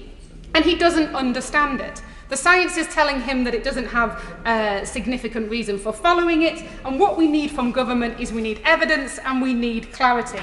He has been let down. He needs support for businesses, and support for businesses that are not just in Tier 3, support for businesses right across the country. And we need a commitment that any changes to these tiers will be given adequate notice. Now, the people in Tier 3, and I just want to point out this ludicrous situation, can only order alcohol if they have a substantial meal. Well, what's a substantial meal? So if I order a salad, I can't have a glass of wine, but anything with a pastry lid means I can have a pint. I mean, this is nonsense. We're treating the public like fools. So we need to have improved the communication as well, because the government must not underestimate how angry people are. They are losing faith in the government, and that is dangerous. Hull, West and Hessle was already suffering because of a decade of austerity and a decade of cuts. A decade of cuts that the Prime Minister seems to forget he actually voted for when he stands up and talks about this. Our hospitality trade brings colour to our lives. They are the social moments that we enjoy, the times when we are with friends and we are family. We celebrate weddings, we celebrate anniversaries, we celebrate birthdays together. Pubs help bring the communities together. This government's incompetence is killing them off, and they will not be forgiven. Sam Tarry. Thank you, Mr. Deputy Speaker. Speaker, I'm speaking amidst concerning news from my constituency that our borough of Redbridge has got the highest rate of infection in London. Alongside Richmond upon Thames, the London borough of Redbridge infection rates rise to more than 100 per 100,000. And in fact, in some of my wards in Ilford South, it's significantly higher than that. And so I do welcome the government's latest 3-tier guidelines, but however I feel that we need to go significantly further than these guidelines. Hundreds of my constituents over the past few days have been writing with concern that we have such a high rate. I've been visiting shops and businesses, speaking to people face to face in the appropriate socially distanced way, and they are extremely concerned of the direction of travel. And in fact, the London Director of Public Health for England, Professor Fenton, has warned the coronavirus cases in London are continuing to rise, and that we are seeing undeniable evidence of that trend. In fact, infection rates are rising across the country despite the partial lockdown and tight lockdown measures in place in many parts of the country. It's clear to me that the government must now act more decisively than it has so far to stop any further escalation of infection rates in London.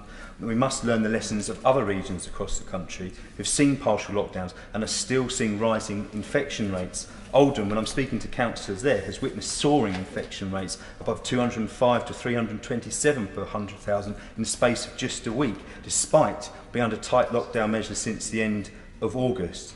The partial lockdown measures in other regions such as Greater Manchester have also clearly failed to curb the infection rates of this virus, with Manchester seeing its infection rate rise by more than 100 to 543 per 100,000 just last week. The current overall London lockdown infection rate remains 100 per 100,000. And this is why I believe it is now time for the government to act and urgently, across London, implement a circuit breaker lockdown for at least 2 weeks to prevent London suffering the fate of other major cities across the country and halt the trend of rising infection rates across the city. Now, I recognise this needs to be hand in hand with further economic measures, because that is a more radical measure to be taken, but it must be done, because I will not be able to look the constituents in Ilford South in the eye when their friends and family are dying because of the utter chaos and ineptitude of this government. Clearly, that initial financial support must be urgently provided to the workers and businesses in Ilford South and across London. So the cost of support, though, would be far smaller than that which would be required if the infection and death rate soar and London is forced into a far longer and more serious lockdown over a protracted period of many months. You know, similar calls have been echoed by the Mayor of London, who stated the need for tighter restrictions across the city just today. And in my constituency, all the data shows that it is our communities, our black and majority Asian communities, that are suffering so badly because of this. We cannot afford for them to continue to be on the front line. So, Mr. Deputy Speaker, I would implore the government, who have the lives of my constituents in their hand, to act now and to bring in a circuit breaker lockdown across London immediately. Or Tammy? Thank you, Mr. Deputy Speaker. Just yesterday, the Prime Minister and the government unleashed a new package of restrictions and tiers in order to tackle the transmission of the coronavirus. Yesterday afternoon, in a meeting with West Midlands MP, the Secretary of State for Health and Social Care told MPs present that all bar 2 areas, Dudley and Coventry, will be placed on Tier 2 restrictions. Now, when I asked the Secretary of State if he could let me know the scientific basis for which Coventry and Dudley were on Tier 1 restrictions and what could trigger a move to Tier 2, my question was ignored and unanswered. Now, when I asked how soon after a governmental decision has been made to move constituency from one tier to another, and if members and community leaders would be alerted, I received no answer. Now, this is utterly unacceptable. My constituents of Coventry North West deserve better. My constituents are doing everything that they can in holding up their end of the bargain to ensure the transmission is low and stays that way. They deserve better clarity on the evidence behind the decision that this government is taking. Clarity ensures adherence. Without it, we are flailing in the wind and people are suffering. Right now, the government risks losing confidence in its ability to see us through this crisis, and the government has wasted months of precious time and millions of pounds of taxpayers' money and are still not getting it right. Now, can the Minister let us know just how much notice each local area will be given if a change in their restriction level occurs, and how local communities and local leaders will be told of these decisions? Now, to borrow a phrase that we are all too familiar with, winter is coming. Now, it is imperative for the government to be better prepared to tackle this virus, equip our hospitals and care sectors with the resources that they need to handle the second wave. Now, I fear that the government has not learnt lessons from spring, and I fear that our care sector will be underprotected. I fear that our hospitals will be ill prepared to cope, and fear that non-COVID patients will once again be relegated to the back burner, because the right precautions and planning are not in place now to deal with what may come. Now, can the Minister let this House know what the government is doing to prepare for the pressures on our NHS and that winter will bring? Now, for cancer patients particularly, what plans will be in place to clearly address sprawling waiting lists for cancer services, and what additional support is the government given to all the many thousands of people that have had their cancer treatment disrupted over the course of this pandemic? Now, these are pertinent questions that we've asked the government time and time again, and yet again they are providing us with little clarity and no answer, on the back foot as usual. Now, this is an opportunity for the government to do better, and Mr. Deputy Speaker, in the interest of the country, I really do hope they do. Thank you. Mr. Deputy Speaker, it's a pleasure to follow the Honourable Lady, and I share very much her frustration at the impossibility of getting clear answers from the government on so many of these important questions. Necessity is the plea for every infringement of human freedom. It is the argument of tyrants. It is the creed of slaves. Those words from William Pitt were included in an email from one of my constituents, Mr. Deputy Speaker, complaining about the way in which this government is treating the constituents in Christchurch and so many other people in this country. So what is the necessity for what the government is bringing forward today? I asked on the 8th of October if the government would publish the evidence in support of the Secretary of State's statement on the 1st of October that hundreds of thousands of deaths would follow if the government just let the virus rip. Mr. Deputy Speaker, there has been no answer to that question, no attempt to answer it, nor has there been any justification for the arbitrary introduction of a 10 o'clock curfew. Well, my honourable friend and Of course I Does he trust the prognosis of Professor Ferguson, whose estimates have been proved wrong again and again and wildly exaggerated? Well, I don't trust them at all, and I'm going to refer, Mr. Deputy Speaker, to the evidence from Sweden, because the Prime Minister's challenge to his critics was to put forward an alternative. And the Swedish approach is clear and simple. It is to trust the people and make them responsible for their own health and welfare. And I looked at the figures for Sweden in for the first week of October, and there were only 7 deaths recorded in Sweden in the whole of that period, and today not a single death recorded in Sweden. The Swedish Public Health Agency recommends that household isolation and quarantine should exclude, and I quote, those who have provisionally tested positive for COVID-19 or been confirmed to have antibodies in the last 6 months. I put down a question asking why that category of people cannot be exempt from these regulations. Again, I haven't had an answer to that question, although the time when it should have been answered has long passed, Mr. Speaker. This is intolerable, the arrogance with which the government is treating us as elected members of this place. Swedish common sense is to the fore. They have restricted gatherings not to 6, but to 50.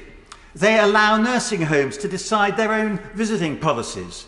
They regard the rules about face coverings as simplistic and irrelevant.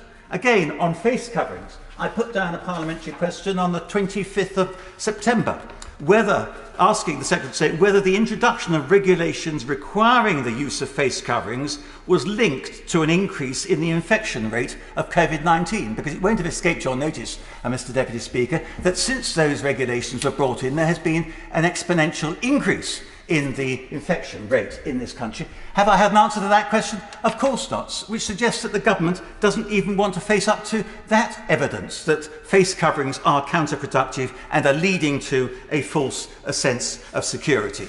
In Sweden, 2/3 of all deaths from COVID-19 have been in the over 80 age group. And that's, I think, indicative of similar to the situation here. And all the United Kingdom restrictions have so far given the average member of this country, a UK citizen, an extra half day of life. And these new restrictions that are coming in won't even give that, because the collateral damage which is being caused is going to actually reduce life expectancy further. Jackie Doyle-Price. Thank you, Mr. Deputy Speaker. Clearly, if we are going to live with this virus, which very obviously we are going to for at least until, if ever, a vaccine is found, we do need to influence individuals to behave in a way which keeps not only themselves safe, but also makes them discharge their responsibility to keep other people in society and in their families safe too. Now, there are many tools that governments can use to do this. One, of course, is rules and regulations and restricting activity. One, of course, is messaging. We have to give positive incentives to do these things, as well as negative consequences if those rules aren't followed. But I have to say to the government that more rules just means that the compliant, who are not giving risky behaviour, will comply and continue to comply, but those who are reckless will find ways around it. Yeah. And there is no better example of this than the curfew. We know that there's no scientific basis for doing it to protect people's well-being. But what we've done is we've penalised restaurants. Yeah. Restaurants have to close at 10. They can't do 2 sittings of an evening. They've made massive investments to make their premises COVID secure. So we're punishing the compliant. Meanwhile, the publican in the high street can comply with the rules and close at 10, but they're offering takeouts at 9:45, spilling out massive crowds of people. That's reckless behaviour, and I really do think the government need to just take stock. It is clear that this is not a good measure to influence behaviour in any positive way. There are much better ways of doing it. And really, I would just look at the powers that they've already taken. Perhaps we should look more enforcing against fewer rules and regulations, rather than creating new ones when there are issues. In the time I've got left, I just want to really pay tribute to my community and the local authority officials and health officials in Thurrock for the fantastic effort they've made in tackling this virus. We are currently 134th out of 149 local authorities in terms of cases. We've had a local contract tracing capability which has kept rates down and no deaths since July. So it's with some surprise that Public Health England have been lobbying my local authority to move from Tier 1 to Tier 2. That makes an absolute nonsense. of this tiering policy, because we should only be asking for additional restrictions where there will be a material benefit to public health. Now, my Director of Public Health advises me that further restrictions will actually jeopardise public health. There will be no benefit. It's something we mustn't be complacent about given the current rising circumstances, but please can I ask the Minister, will he resist any attempt to put Thurrock into Tier 2? Yeah. Mr McKinnell. Thank you. With the time available short today, I want to just highlight a few issues in relation to the measures being debated today. Firstly, I've always said that I will support any measures required that will successfully contain and minimise the devastating impact of this virus. And what I hope has become clear to the government after a weekend of discontent is that this country will not accept measures being determined by stealth and communicated through press leaks in the night. Those affected by the impact of these measures are owed much greater respect than that. The leaks last Thursday evening caused widespread anxiety across Newcastle. People fearing for their jobs, businesses cancelling orders, preparing to batten down, suppliers finding themselves left with goods no longer wanted, families fearing it may be their last chance to meet. It's no way to treat people who've already suffered so much as a result of this virus. Everyone accepts that sacrifice is needed. The resolve of the people needed to make those sacrifices to protect the most vulnerable and support the NHS has been unwavering. But people must have confidence that the sacrifices are worth the pain and will actually bring the right results. And that's why the government's approach has been so damaging. We can't afford to lose the confidence of those we rely on to make this work. The government needs to be open, honest and transparent and respectful to those who need to live with these restrictions.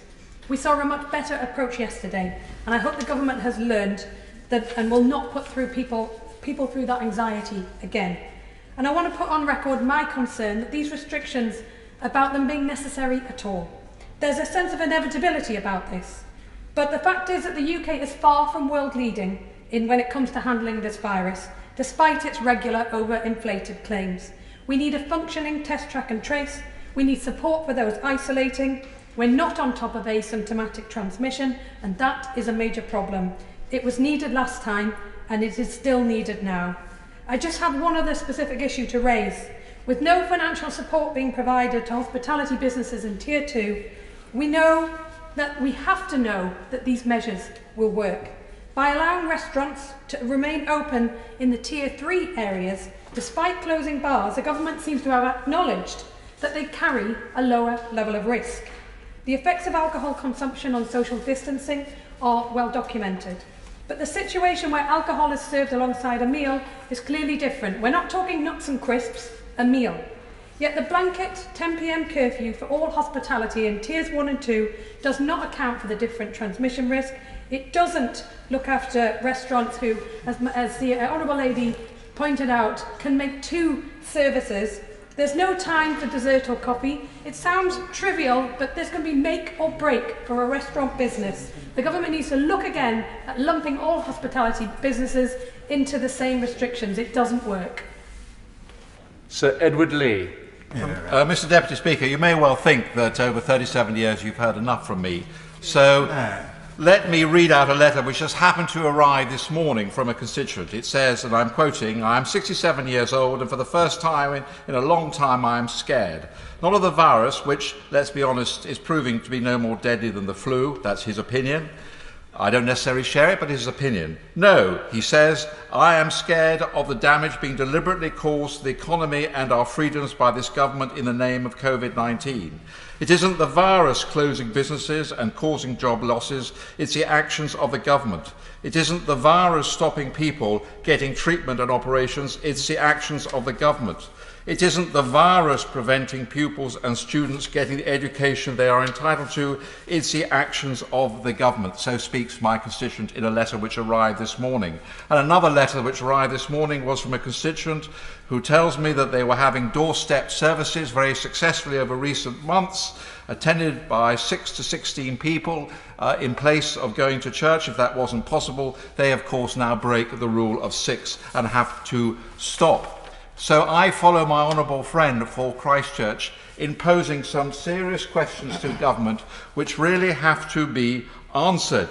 of positive test results, and I ask the government to write back to me if they can't answer in the wind-up, what percentage does the government estimate of false positives? Of COVID hospitalisations, what is the breakdown between those in hospital who happen to have the tested positive and those who are in hospital because of their COVID symptoms? Given the disparity between the number of cases and the number of deaths, aren't we wrong to react to the rate of infection rather than hospitalisations and deaths? And there are many, many other questions, Mr. Deputy Speaker, that need answering. Following my honourable friend, what is the evidence that we are actually saving lives by throwing people out of pubs at 10 o'clock into the street? They can go and buy lager in the shops, they can go back to their student digs, they can meet... Yes. Well, does my honourable friend agree that one way of bringing the government to account would be to withhold our support until these important questions are answered? Well, my honourable friend makes his point. We are a parliament and we are entitled to express our opinion and hold the government to account, and that is what we are trying to do this afternoon. The trouble with the Health Secretary's arguments is that he's always raising up Aunt Sally arguments and pretending that some of us want to let this thing rip. We are simply trying to ask questions of the government and trying to hold them to account. No member of Parliament wants to let this thing rip. But what we do say is that the real danger of this disease is to people over 80. The vast number of deaths are, the average is 82, the vast number of deaths are over 80. It's up to us. It's up to the older population to take self-responsibility, and those who care for them. Masks by all means, great care, shielding even in multi-occupation. We have to shield elderly people. They are the people at risk. But we have to get the country back to work. We simply cannot go on bailing out businesses. We are going bankrupt, as I said to the Chief Secretary earlier this afternoon. We are hoping to, in terms of the economy, to pull ourselves up by the hair. We can't do it. We have to allow people to work. And therefore, I think the whole approach needs to be changed. We need to really emphasise the need to shield the elderly population and the people to take back control of their own lives and those who care for them. But I repeat, and I will say it again and again, that if we go on cancelling cancer operations, if we go on cancelling heart operations, if we drive people into mental health difficulties, if we close down businesses, we are paying a terrible price, and there has to be, Mr. Deputy Speaker, a balance. Mr. Deputy Speaker, it's a pleasure to follow the right honourable gentleman. I don't always agree with him, but he does always make me think. Mr. Deputy Speaker, I hope to be able, on behalf of my constituents, to articulate their anxiety, their confusion and their frustration with today having been placed along with the rest of the Liverpool City region in Tier 3 restrictions. This has come as a surprise to us, the imposition of such stringent measures. I want to make it clear that this decision indeed has been made by government. The specificity around the businesses that are closing, the restrictions on movement and on people is one and a decision that has been reached by government. There was an ad hoc process of discussion with local leaders, but there was no proper mechanism for consulting with them about these measures that will have such a huge impact on the 1.6 million people across our city region. So for the government to say that this was agreed is like me saying to you, Mr. Deputy Speaker, that we have agreed that I will only have 3 minutes in this debate. And that's important because it speaks to the heart of the lack of trust and public confidence in the government. And I say that with a heavy heart, Mr. Deputy Speaker. Businesses have played their part in my community. Pubs, gyms, leisure centres, betting shops, casinos, all of them have expended huge amounts of money and resources in getting themselves ready to reopen, only to have been let down by systemic failures on the part of the government around test, trace and isolate. I am not opposed to restrictions where they are required and where they are necessary. And let me say very clearly that I am worried about the rising rate of infection in Merseyside and in St Helens. I am worried about the increased incidences of hospitalisation. But if those restrictions are to be imposed, we need to see evidence and we need to see a measure of financial support. It speaks volumes that not only has the government failed to provide that in a bespoke way for St Helens and Merseyside, but it has stopped local leaders using the £40 million that they have unallocated from the first round of business support, using it to help businesses who are now having to shut their doors, and it has asked for that money back. That is shameful, and that is not a way to bring the public along with you. But let me say that this is fundamentally about the people who live in my constituency. We are a resilient people in St Helens. We have been through a lot, but resilience isn't enough to get us through this. We need help from the government. Our businesses need the resources to survive. Our NHS needs the tools and the staff to get us through what will be a very difficult number of months. I fail to see how imposing a Tier 3 lockdown on one part of the country with diverse rates contained within its entity will, as the SAGE report says yesterday, do very much to mitigate this. I think it's time that everyone shared in the pain on a short break, a national lockdown for 2 weeks to get this under control, and for the government to develop an exit strategy to get the whole country out of this mess. Thank you, Mr. Speaker. I'll start by disagreeing with the honourable gentleman in that I think another lockdown would be the wrong thing. I rise to speak in relation to motions 3, 4 and 5 in relation to the tiered approach, and in relation to Amendment 5, although I believe this is now being superseded by the tiered approach. And whilst I rise to speak on these items, I do not support them, Mr. Speaker, Mr. Deputy Speaker. As a friend of the government, sometimes the best thing a friend can do is to be a critical friend.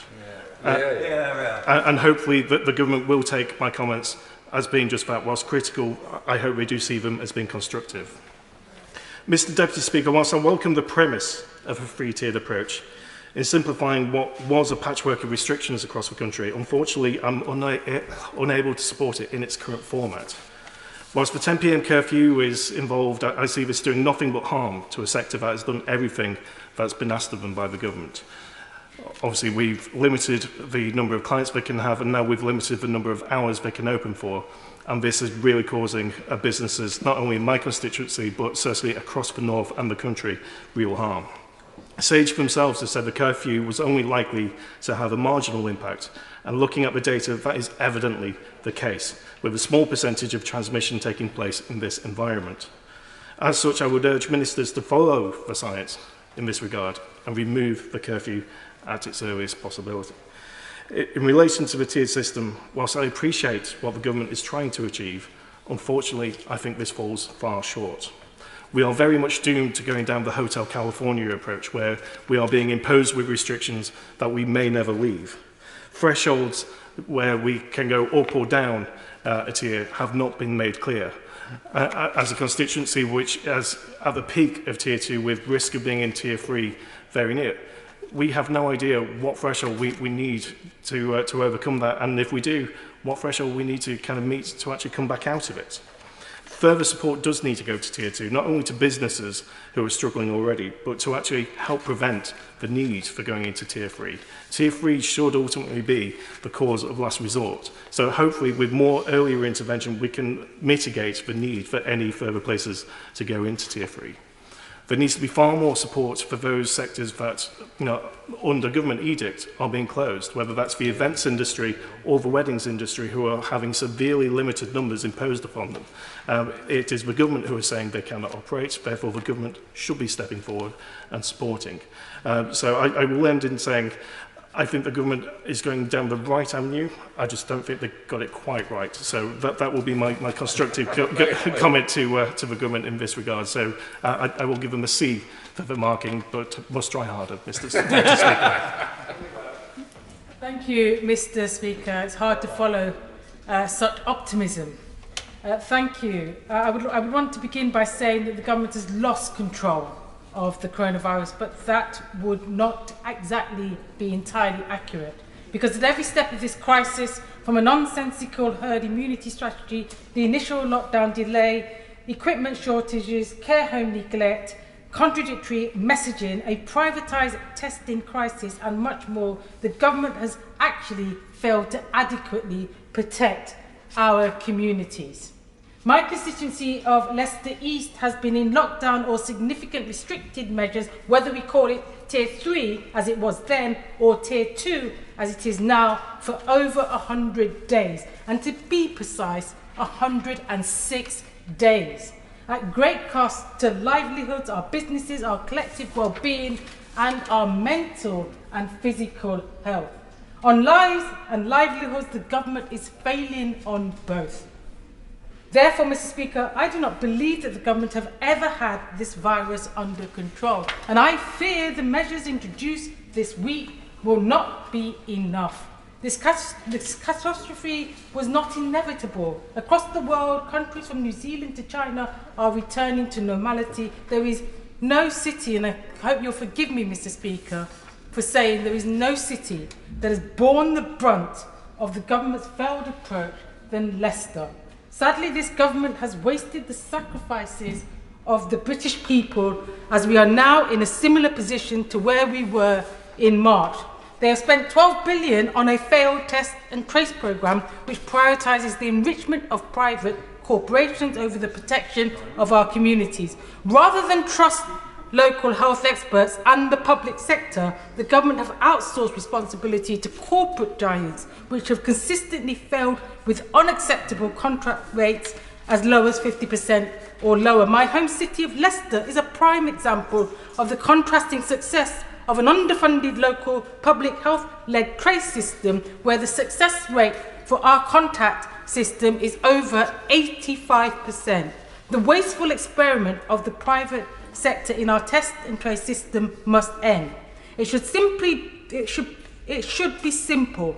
If you get contacted by test and trace, you must be provided with the material means to isolate. It doesn't matter what rules are set. If no one in government is taking these matters seriously and interpreting the rules to suit their own interests, the government is not even following the advice of its own scientists who make clear what needs to be done to put the health of the nation first and protect lives. Thank you, Mr. Speaker. Thank you, Mr. Deputy Speaker. I'm very pleased to be able to contribute towards this debate. And when I applied to put in to speak at the end of last week, it was on the basis that we would be discussing the nationwide 10 o'clock curfew. But of course, events have superseded, and it means that we now find ourselves in a situation of a tiered approach towards lockdown. And I think many of us on these benches will know what that will mean is that if indeed, as I expect, there won't be any votes that are held on the tiered approach, then by the time one gets to the actual vote on the 10 p.m. Nationwide curfew, it will be somewhat futile, because even if that, to great surprise, passed, in fact, it wouldn't make any effect at all, because those in the medium level would still be in that 10 p.m. Curfew. But nonetheless, I do want to touch on it. But I want to also pick up some of the themes in the round from all of these regulations and the concerns that many on this side of the House have. And sometimes I've heard that members who raise concerns wish to let the virus rip. But on the contrary, Mr. Deputy Speaker, we have great concerns that if we are not careful, then we will rip out the heart of our economy and see jobs lost and livelihoods destroyed and the impact on health that all that can bring. We may see, and have already seen, hospital treatment times ripped up so that those who could go and get their health treatment, and it may find that there is something seriously wrong with them which could be treated, will now have a terminal illness. And households and friendships have had their social cohesion ripped out by the fact that they are isolated and cannot share their precious time. For some people, at the end of their lives, it will be the only time they have remaining to see their families and loved ones. And Mr. Deputy Speaker, I want the government to consider that those of us that speak on this side of the argument do so because we are concerned that we will lose more than perhaps the COVID protections that I understand the government want to bring through could see us experience. So I do want the government to take this side of the argument with us. I do want to see more evidence that these restrictions will work, that a vaccination is in sight, and the reason why we are having these temporary additional lockdowns is because there is a vaccination in place. If there is not a vaccination in place, Mr. Deputy Speaker, then we must be honest. We cannot shut down this country and all the people within it for years to come, because quite frankly it just will not be sustainable or accepted. So my message to the government is, please take us with you. in the event that there is no long-term solution, we will have to live with this virus as we live with all the other menu of risks that we have to face on a daily basis. And so, Mr. Deputy Speaker, I will leave my remarks there. Mike Amesbury. Thank you, Mr. Deputy Speaker, and it's a pleasure to follow the member of Bexhill and Battle. We often hear the mantra peddled of following the science, following the medical advice to tackle the spread of COVID-19 by minister after minister. And it seems commonsensical, doesn't it really? We now have the highest excess death rate in Europe and the worst recession in the G7, and that's not an act of God. It's because of serial incompetence by the government. And I don't want the government to be in that place. These benches sincerely don't want the government to be in that place, because we've all got loved ones, we've all got constituents with families and with care and responsibilities, and this is a matter of life and death. Yet we have today's revelation in the media, where Sage gave advice about a reset. For a short period of time, it could have been over the school holidays, for example, and that advice wasn't followed. And now we have more of the same, the whack-a-mole strategy which the Prime Minister referred to. The only problem is, certainly in parts of my constituency, the molehills are appearing rapidly by the day. I've got one part of the constituency, Halton, now in Tier 3, and we can have arguments about that as well. We can compare that with other places across the region. And the other part of my constituency in Tier 2, just to complicate matters slightly when we're communicating messages to residents. Today, probably an hour and a half ago, we saw the figures in terms of deaths nationally. 145 people have lost their lives today. It's serious. It's very serious in my constituency. When we look at hospital admissions, when we look at people in ICU, it is a big issue and a big problem, which requires an approach based on evidence. And that evidence states quite clearly, which has been consistently argued for 6 months, certainly by local leaders, that resource local authorities up and down the land, use those public health professionals, link it with a national system effectively. So it's effective, test, track and isolate. That's the major problem here. The Honourable Member's right. Somewhere down the line, yes, we do need a vaccine, and we probably are going to have to live with this virus for some time, but we need effective systems in place. And the evidence, follow the evidence. We'll look at hospitality, we look at the pub trade, we look at restaurants, and actually we've all seen the evidence presented by the government. We have to move on. Tom Tugendhat. Thank you, Mr. Deputy Speaker. I must start with some moments of sadness, which is that though we've heard much praise of the vaccine system being in development at the moment, the reality is that we don't know whether this vaccine is coming, if it does come, how effective it will be, if it is effective, in which groups, and even if it is ineffective in wide groups, how easily it'll be made and distributed. We have so many variables and so many unknowns here. I appreciate enormously the position that the Minister and the Government find themselves in. But it is because of this uncertainty that I think we need to look really hard at the decisions we are making tonight. Because these decisions are not just about the spread of coronavirus or indeed its prevention, but actually about the health, the mental health and the well-being of our entire community. They are fundamentally not just about health today, but health tomorrow. Because the impact on the economy is not simply something for the Treasury to be interested in, but it is of fundamental interest to the Department of Health and to the welfare of every person in this country. And that's why I ask the government to think very hard as it makes these decisions. Because the purpose of government is quite simple. It is to provide a stable platform off which people can build free and independent lives. Not controlled lives, not ordered lives, but free and independent lives. And today, we are taking decisions that are interrupting that and making that harder. Now, I see the position that the government finds itself in, but I ask it to think very hard about the powers that it is asking to take.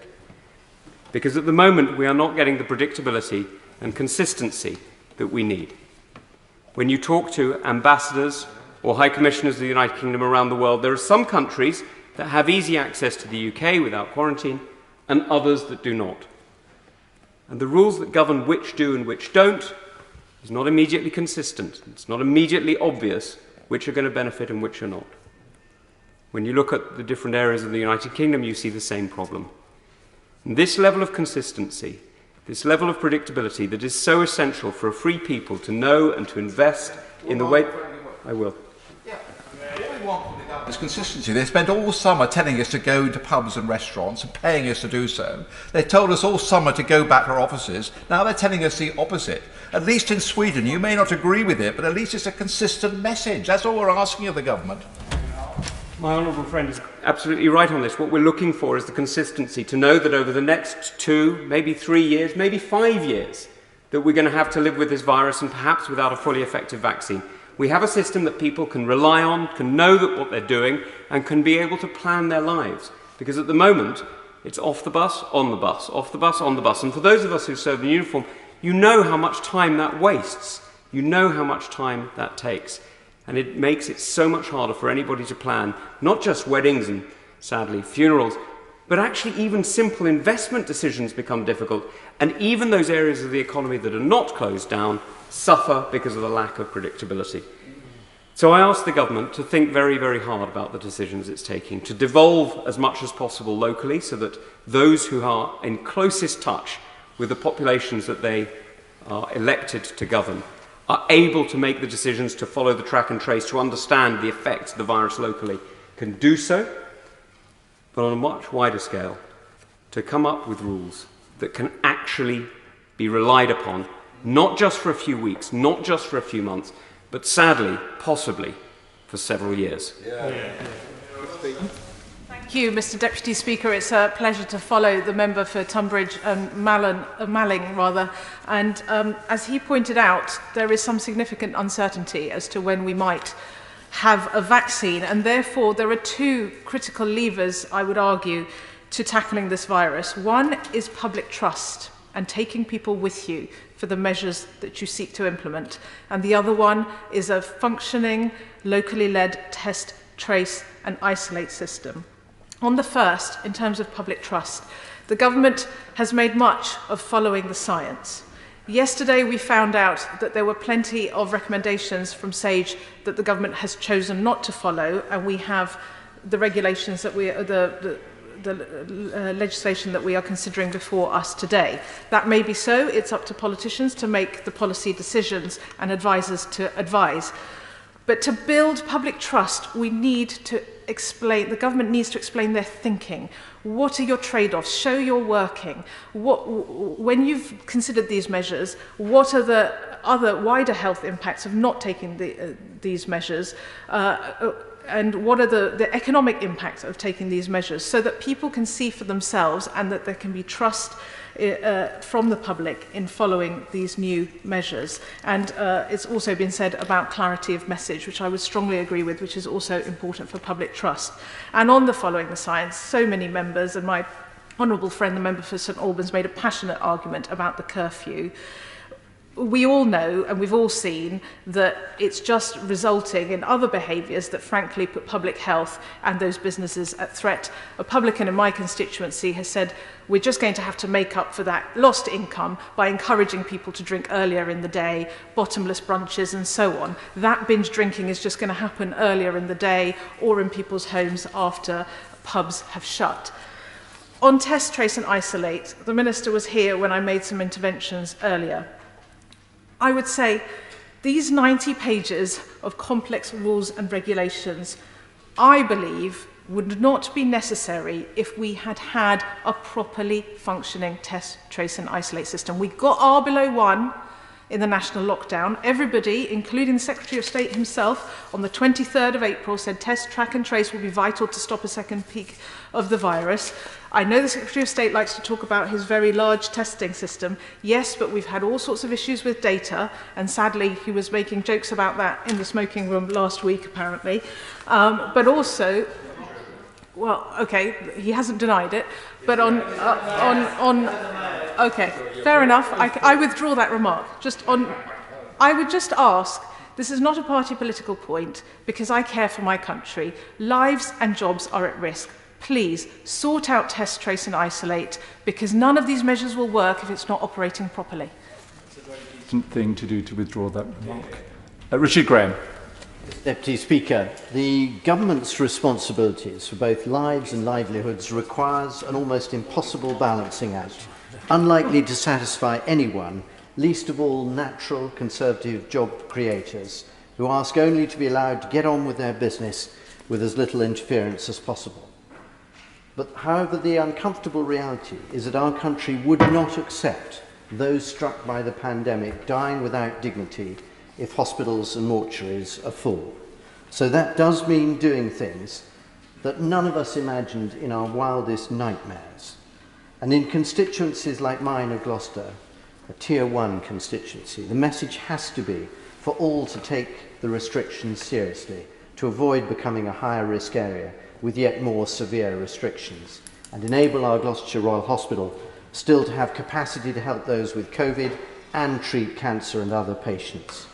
But let me also urge the government to promise less and deliver more, to provide a faster testing service for those at our universities, colleges and schools to function well, to expedite the go-ahead for Heathrow's 20-minute test for travellers, to reconsider the details of the 10 p.m. closures when supermarkets are still selling booze later, to increase the delegation to local authorities like the very responsible public health team in Gloucestershire County Council, to let us all share as much information as possible and to consider carefully, as these restrictions continue, ways of allowing, for example, young mothers and babies groups to meet, to allow some fans at outdoor sport, for we will need these small moments of joy to help us through an otherwise difficult winter. Mr. Deputy Speaker, I will support the government tonight, but these questions need answering, because the cost of lost livelihoods will only grow while we wait to see if these restrictions work and science provides the longer-term solutions. Steve McKay. Thank you, Mr. Deputy Speaker. I'd love to have been a fly in the wall during those discussions that have just taken place, because I've yet to hear from a West Midlands council leader or a mayor who supports the decisions that were arrived at, Mr. Deputy Speaker. There seems little evidence to support the Tier 2 decision. I'm told that contact tracing shows that hospitality is probably responsible for about 2% of contacts in Birmingham, so I just don't quite get it.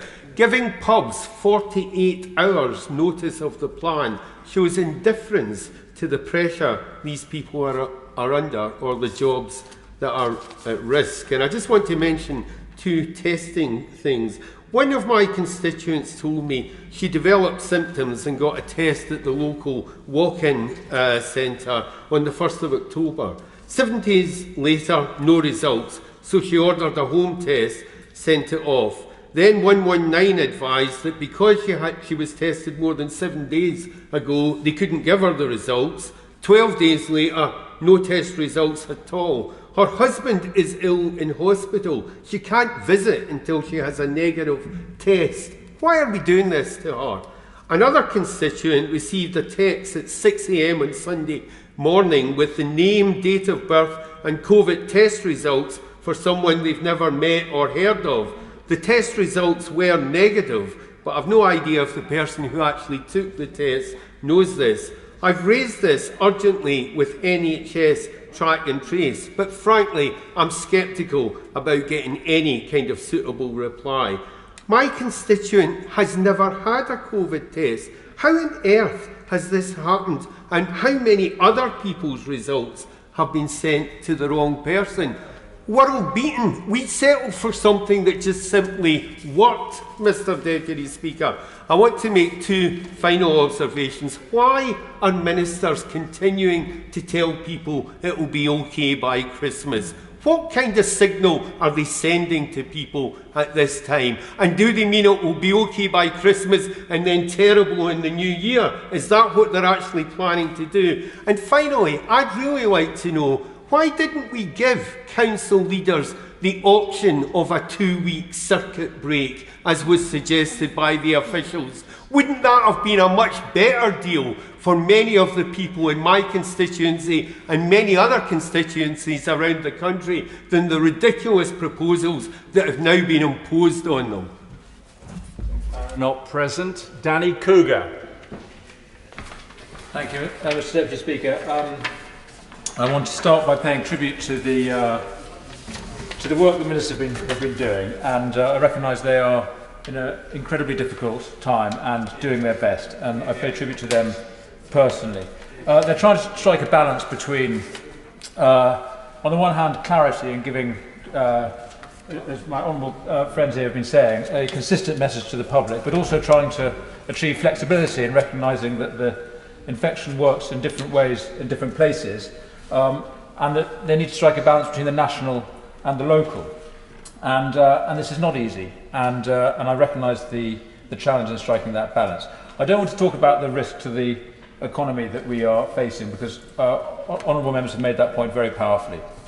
I simply want to raise the tragedy that this pandemic represents to our communities. The tragedy is that as a virus, it works through human relationships, through families and households, through communities and through the gathering places of our neighbourhoods, the pubs and churches and sports fields, the institutions that give people not only pleasure in their lives but actually give identity and meaning to our lives.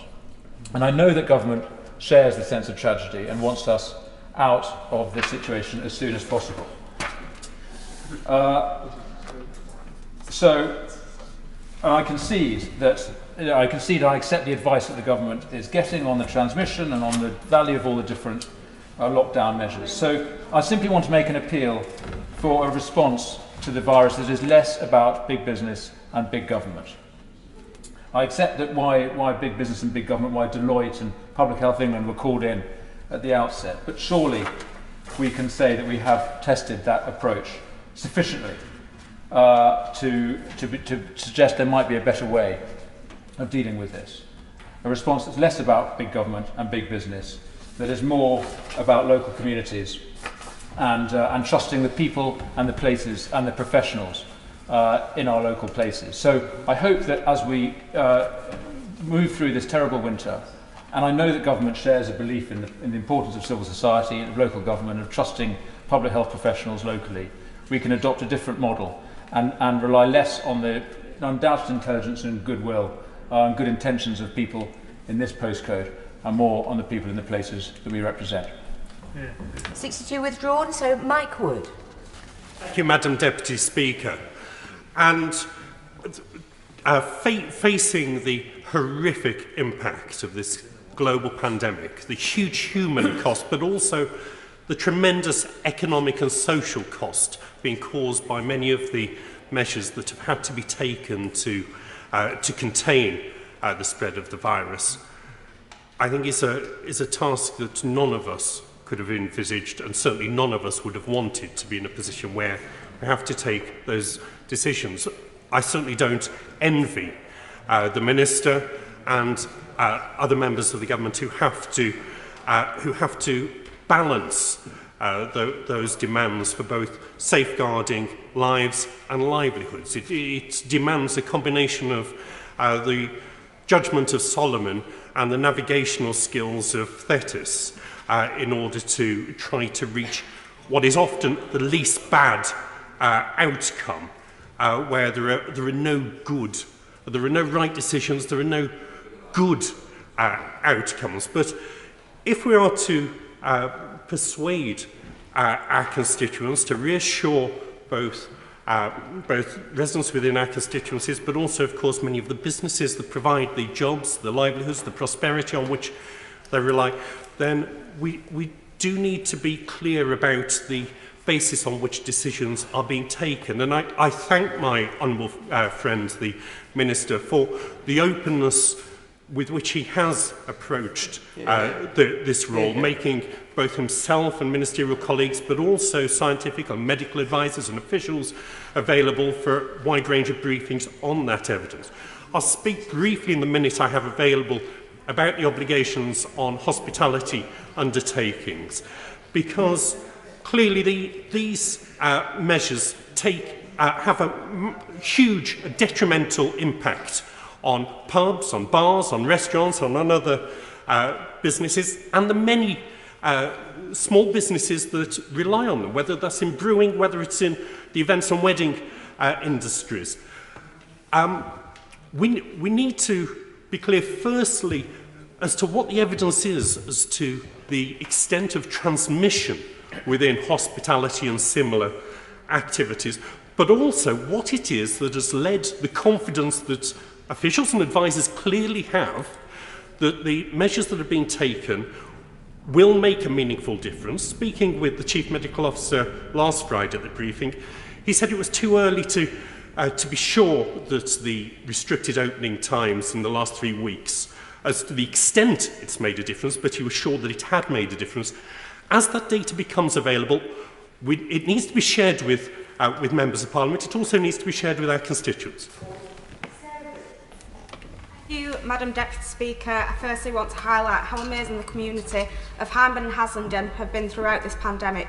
The sacrifices they have made have been unbelievably difficult, and we've faced higher restrictions than most across the country. All through this, I've tried my best, as have local leaders in our community, to bring people with us, and one of the difficulties that we've faced is the varying restrictions. I know that the new tiered approach and the simplification of the messaging is something that many have said is the best approach to take. And I absolutely understand how difficult a balancing act this is, between getting the numbers down, protecting those who are vulnerable and protecting people's jobs and livelihoods. And so do most of my residents across Hyndburn and Haslingden, and they're doing everything they can to get our rates down. The reality we face is that in Hyndburn and Haslingden, we're seeing our rate now over 300 per 100,000. As of today, 40% of our ICU beds in Blackburn are now occupied with COVID patients. Hospitalisations are increasing, people are losing their lives, and the virus is taking hold across Lancashire. We're seeing this move from being in young adults to those who are most vulnerable. Nobody wants that, and we can't let this virus go unchecked. These are people's friends, loved ones and family members. Locally, Blackburn Hospital isn't cancelling elective surgery, but I do echo the concerns of Lancashire Chiefs of what will happen if COVID cases continue to rise. Please can I urge that health ministers and officials continue their engagement with local leaders across Lancashire. I also want to comment on how the announcement will affect the hospitality industry. I've had many pubs across Hyndburn and Haslingden contact me due to the financial struggles they fear they will face with the rule of only households or bubbles allowed to meet in their premises. My local pubs, such as the Albion and Clayton, the Tinker and Budget and the Hare and Hounds, have expressed their worries that it may have been better for them to be forced to shut their doors rather than to operate under Tier 2 restrictions. I do believe that it would be beneficial for the Treasury to look at a tiered approach to the financial support available to the hospitality sector, as those who have to close will receive financial support, while those who fall under Tier 2 still face targeted restrictions and could be operating at a loss of around 60%. So I would ask ministers that they work across departments to find a financial strategy that matches the tiered approach, as we urgently need to support the beating hearts of our communities. Nobody wants to shut the doors, and most are doing all that they can to keep people safe in their establishments. Finally, I just want to quickly highlight how critical roadmaps are. If we need to move between tiers, then we need to do so with clear messaging and to bring our community with us. We need to explain why certain measures are being brought in, backed up by the data. Let's do what's necessary now to protect the vulnerable, save lives, while supporting jobs and livelihoods. Bottom. Deputy Speaker, and it's always a pleasure to follow my honourable neighbour and colleague, the member for Hyndburn. Can I start by welcoming the tiered system, because what it does do is increase the simplicity of messaging, and that is very welcome. That is something that our constituents need more than anything else. at the minute, because the vast majority want to comply. They want to do the right thing, but for the last couple of weeks, and I speak as the member for Burnley, where we've had a higher case rate than most places in the country, the complexity of messaging has been difficult.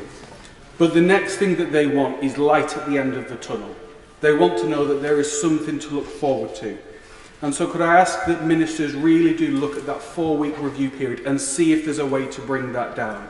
Because the worry is that at 4 weeks, if a place went into extra restrictions, into tier 3, at some point next month, we're looking at Christmas before there's even a review of when those measures could be. And I also want to highlight, which many members have done, where this virus spreads, and it spreads in the one thing we hold very close to each other, our relationships. We live together, we grieve together, we celebrate together, and we compete together. Now, I get the sense from some that they think the only option is to lock down completely. And I don't think that's the right thing to do. We absolutely need to limit interactions, but it needs to be targeted. Targeted in the right place, at the right time, for the right length of time. Because sacrifice is important, and it is sacrifice that will get us through this, but it can't be without that hope. And so that brings me to test and trace, because I think that is the best tool we've got to make sure that our sacrifices are time limited. Now, we've got an enormous testing capacity. It's something that I think ministers should be congratulated on in this House. We've done more than many other countries. But the capacity in itself doesn't protect us. What protects us is how we use that capacity. So could I ask that ministers, either today or in the future, update us on the rapid testing, the testing that will be delivered in 5 minutes or 20 minutes, because that's how we will get those human relationships back. That's how we'll get football fans back into stadium, children in schools when there's an outbreak, and all of the other things we want to do. So if ministers could do that, then I think that hope that I spoke about at the start, that hope that gives people a light at the end of the tunnel, will come back. Loader. Thank you, Madam Deputy Speaker, and I'd like to pay tribute to the Minister and his colleagues for all the hard work they're doing at this time. I fully understand, as the member for West Dorset, a very rural seat, that there are many colleagues in this House that represent constituencies that have far more difficult situations than I and my neighbours in Dorset with coronavirus. And I know full well that ministers and the Cabinet will be treading that difficult line of public health and safety with the economy. But in my constituency, Madam Deputy Speaker, I have 100,000 residents, 400 geographical square miles, 132 parishes, 117 pubs, and 2 people who are poorly in hospital with coronavirus symptoms. We are faced with this evening a motion that will in effect close our village pubs at 10 o'clock. It is deeply, deeply damaging to our community. It is putting hundreds and hundreds of jobs at risk. And I have to ask the Minister and his colleagues to really consider going forward that this one-size-fits-all approach to this 10 p.m. curfew really is not right for rural parts of Britain such as mine, where it will be deeply, deeply damaging to the economy. So can I just briefly ask the Minister and his colleagues to take this away, because I shall have real difficulty supporting the government with this evening, real difficulty. And I ask him very much indeed to see what can be done. Thank you. Bob Seeley. Thank you, Madam Deputy Speaker. I'd like to talk briefly about the need for a plan, the use of language and the use of science. But I'm delighted the Minister's here because he's a very diligent Minister and I know he listens closely to his colleagues. Firstly, we need a longer term plan than I think is on offer. We need a sense of strategy and a sense of clarity. We may be living with this virus for months, in worst case scenario, years. Waiting for the cavalry in the shape of a vaccine is taking longer than we hoped. And there's a chance, a small chance, that it may never happen. But even if we get that vaccine in the weeks and indeed months ahead, it may only be a mitigation. It may not be a cure-all. And the promised return to normality by December clearly has not happened.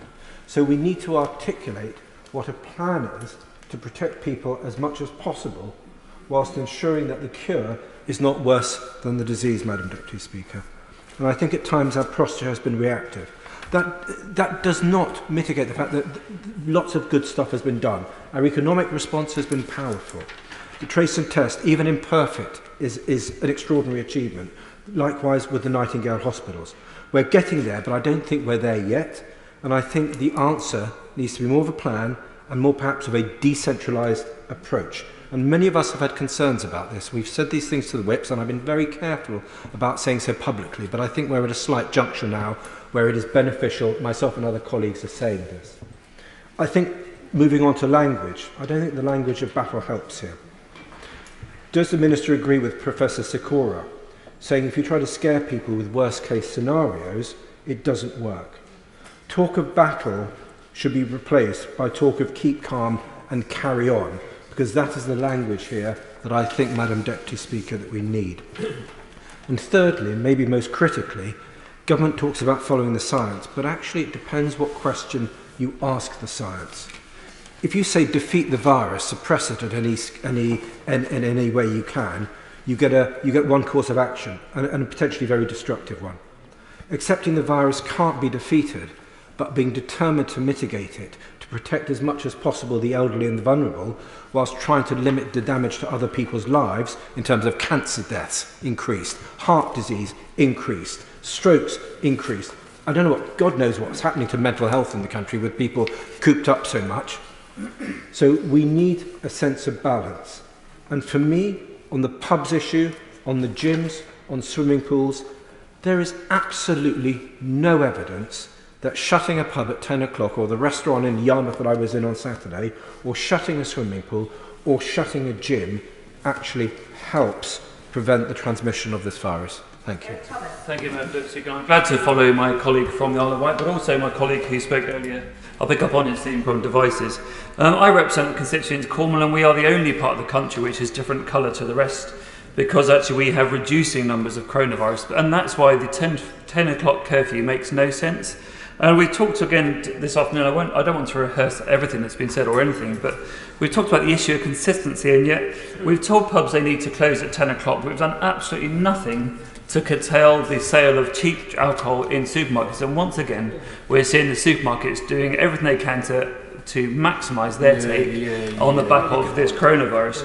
And so we have pubs that are being told to close, they're looking out of their window and they're seeing large groups of people after curfew drinking alcohol they brought in Co-op, dare I say, or other high street stores and supermarkets.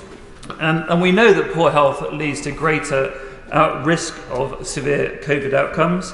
We're concerned with the risk of health because of coronavirus. And the government is not known to dither or delay, but on one area which is completely relevant, but on one area where the government has dithered and delayed is the introduction of the minimum unit price on alcohol. And so what the government could really do right now to reassure pubs who are not affected by that piece of legislation or that tax is to actually curtail the use of cheap alcohol sales in supermarkets, improve people's health, but also give the pubs a chance to recover from this. If they're not prepared to change the curfew, they must be prepared to give them a fair chance. The government are already considering it. They could bring this forward. And what it would do is reduce the drinking culture, which is not helping with the spread of curfew, improve health outcomes, which improves the people's chances of surviving the coronavirus, and increase the Treasury income, which has got to be something they're very concerned about at the moment. The government has no restraint in imposing the 10 p.m. curfew. They've shown they can move quickly and aggressively when needed in order to protect people's health. Why don't they do exactly the same and introduce the minimum unit price on alcohol? Marco Longhi. Thank you, Madam Deputy Speaker.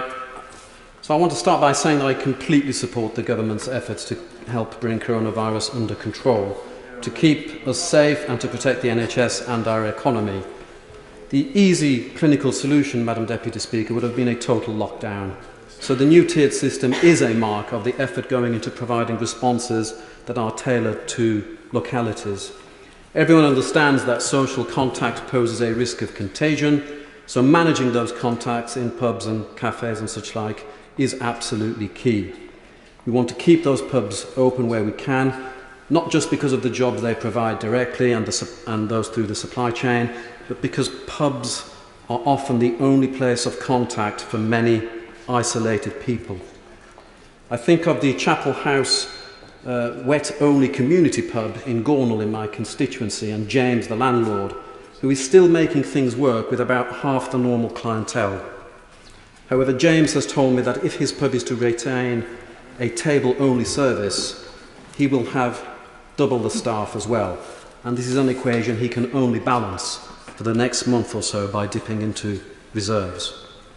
My appeal, Madam Deputy Speaker, is for us to revisit the risk profile of table-only services in wet-only pubs, and to consider perhaps more creative suggestions that may be even better. At the moment, new young staff may be COVID asymptomatic and moving from table to table, taking orders and then coming back, serving that table. Can we not look perhaps at more creative ideas, perhaps a table calling system on rotation, so that an individual with a mask is called to come to the bar from each table systematically? All I am asking here, Madam Deputy Speaker, is that we revisit the science around this specific issue. And then, whatever the outcome, I feel certain that Dudley people and people in Gornal will play their part in defeating this virus. Drawn, so Paul Bristow. Thank you, Madam Deputy Speaker. I have no choice really to be brief, so I'm just going to make 3 short points.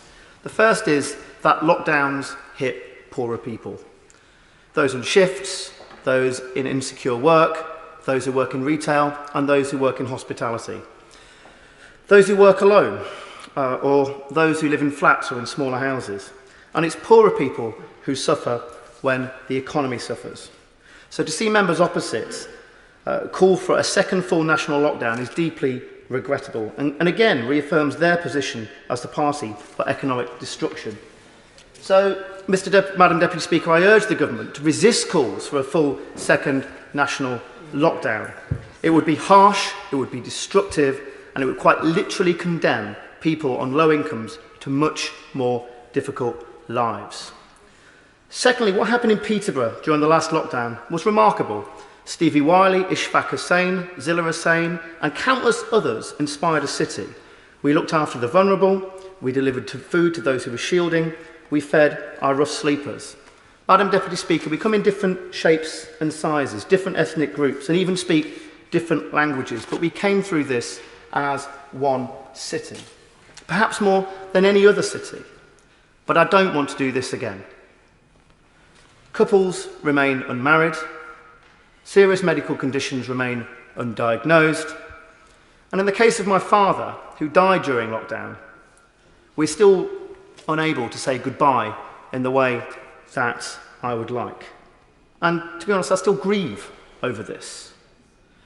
Peterborough has a rate of 56.4 per 100,000, and for a big city with intergenerational households, dense housing and economic challenges, this really is a remarkable achievement.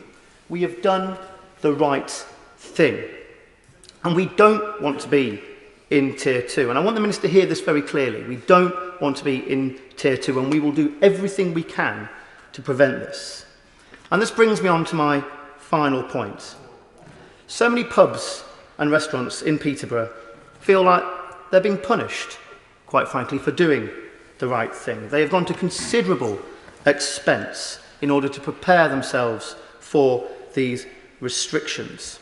And the 10 p.m. curfew in my city is having a devastating impact. Pubs and restaurants have closed, not might be closing, have closed as a result of this. And why, Madam Deputy Speaker? When I look my pub landlords and bar managers in the eye, I struggle to really answer that. So I urge the Minister, I urge him to review that 10 p.m. Curfew, communicate why he feels that's a good idea, listen to the industry and reflect on what I've said today. Madam Deputy Speaker, it's a pleasure to be called this debate, and it's a pleasure to see the Minister I have a huge respect for on the front bench. This issue is one of national interest, is it not? It's not party politics. This is what we as individual MPs think is best for our country. And MPs like me, who disagree with the government to a large extent, are not heretics. We don't want to let it rip. We don't want to see the elderly die. We're just trying to gauge as best we can what's best for our country. And just because one or two or a few of us disagree with the government does not mean to say we are violently opposed to what they are doing. We have huge, and I do, sympathy for the government. This is absolutely, we've never been here before. Never. But I ask myself every morning, and I've asked doctors and professionals, if we lock down the whole country again for 2 months, 3 months, 4 months, and COVID almost disappeared, what would happen when the door opened and we all came out again? That little virus would be there and saying, hello, I'm back. And it would again infect us all again, because it is a pandemic. This virus is not going to go away. And a professor I spoke to, who's working hard on a vaccine at Southampton Hospital only 2 days ago, his view was he was optimistic a vaccine could be found. That's great news. However, like all vaccines, they come with a health warning. They don't necessarily do the job. And vaccines in the past do not. Look at flu. Flu is still here. People who get the vaccine still get flu. Flu mutates. New vaccines have to be produced. So even if we get one, and I would welcome it, of course, that's very good news. But the pandemic is still going to be here. Now, is all this worth shutting the country down? And my honourable friend doesn't want to be in tier 2. All tiers are in effect shutting down the economy in local areas to a lesser or greater extent. And we are paying, as a country, a terrible, terrible price. Economically, socially, mentally, financially, health. Millions of our constituents out there now are suffering in unimaginable ways. And I'll end with my parents, who sadly have passed away too. And I know for certain that were they alive now, they say, Richard, get up there, get the country going again, protect those like me as best you can, but for God's sake, get the country back on its feet. 1 minute, Diana Davison. Thank you, Madam Deputy Speaker. I know my time is very short, so I'll keep it very brief. The key point that I really want to get across is that obviously public health must be a priority, but what we mustn't forget behind all of those statistics are the real human stories behind every single one of them. So we look at the COVID deaths, but we also look at the economic impact that lockdown measures are having right across our country. And I've been banging the drum for our hospitality sector, pushing for additional support for that hospitality sector to protect those people who have spent their entire lives building up strong businesses that are really integral to their local communities, right in the heart of their local communities. I think of people like Christian Burns, people like Cheryl Jeffrey. We absolutely must do all we can to try and protect them as best we can as we move through this pandemic. Minister Edward Elgar. Thank you, Madam Deputy Speaker. And as honourable members will see, I have fewer than 6 minutes to respond, so regret that I may slightly disappoint the House that, untypically for me, I won't be able to take interventions, having agreed with the Chair to try to enable the maximum number of backbench contributions. Madam Deputy Speaker, we have heard many different views and perspectives today, and while I may not personally fully share all of them, each represents an important and sincerely held point of view. Whatever differences of approach among honourable members, it is clearly the case that all members passionately share the common objectives of protecting lives and livelihoods. And no one should, I believe, doubt the underlying unity of that purpose in this House. As the Secretary of State set out, we have seen rapidly rising levels of transmission and infection, followed with a lag time by rising hospitalisations, particularly in the North East and the North West, and sadly increasing levels of deaths. And I think it was my honourable friend, the member for Hyndburn, who pointed out that sadly this disease is now moving from younger people into older more vulnerable age groups.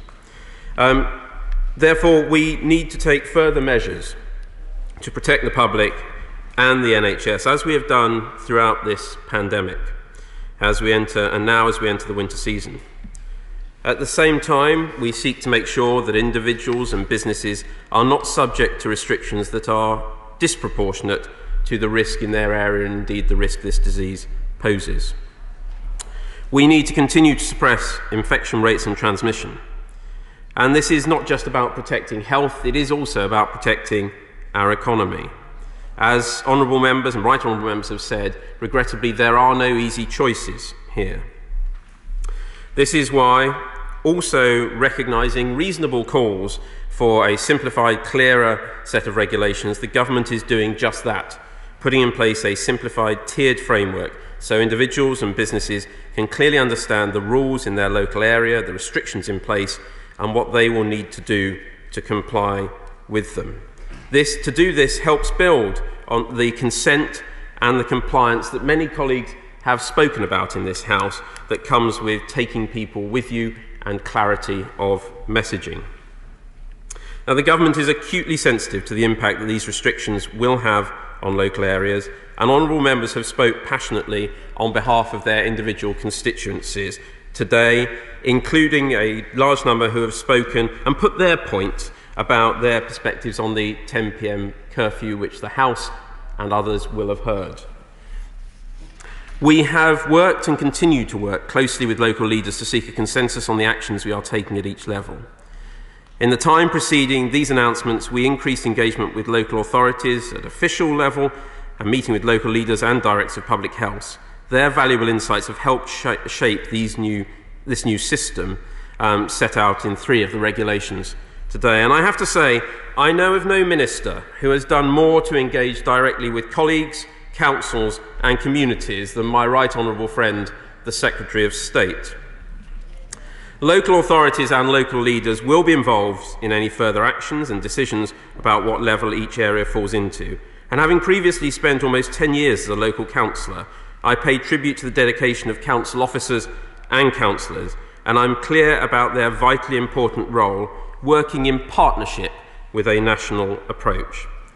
We recognise, of course, there are elements of the restrictions that are difficult for individuals and businesses, and I pay tribute to the British people and recognise the huge sacrifices they have already made. That is why it is right my right honourable friend the Chancellor has introduced further support measures alongside the very extensive support package that this House has already had set out to it earlier in the year. The measures in these regulations are reasonable and proportionate given the increased rates of transmission that we are seeing, and in the context of our clear commitment to keep education settings open and businesses open as much as possible. I would also reassure the House that throughout, as evidence and the science, and I use that term in the plural, develops and evolves all the time, we continue to keep that under review, and I approach emerging scientific evidence with an open mind. I urge honourable members to join me today in supporting these regulations that are before us, both those related to the COVID alert levels and to enforcement, action and tracing and businesses, recognising the very challenging inflection point this country sits at today with rising infection and hospitalisation rates. The fight against this virus is certainly not over, and we must all continue to play our part in tackling it. These measures seek to do that in a proportionate and clearly understandable way. This House and its collective wisdom are vital to getting it right, and I hope that this evening the House will demonstrate that wisdom and vote for these measures. The question is motion number 3 as on the order paper, SI 2020 number 1103. As many as are of that opinion say aye. Aye. The contrary no. I think the ayes have it. The ayes have it.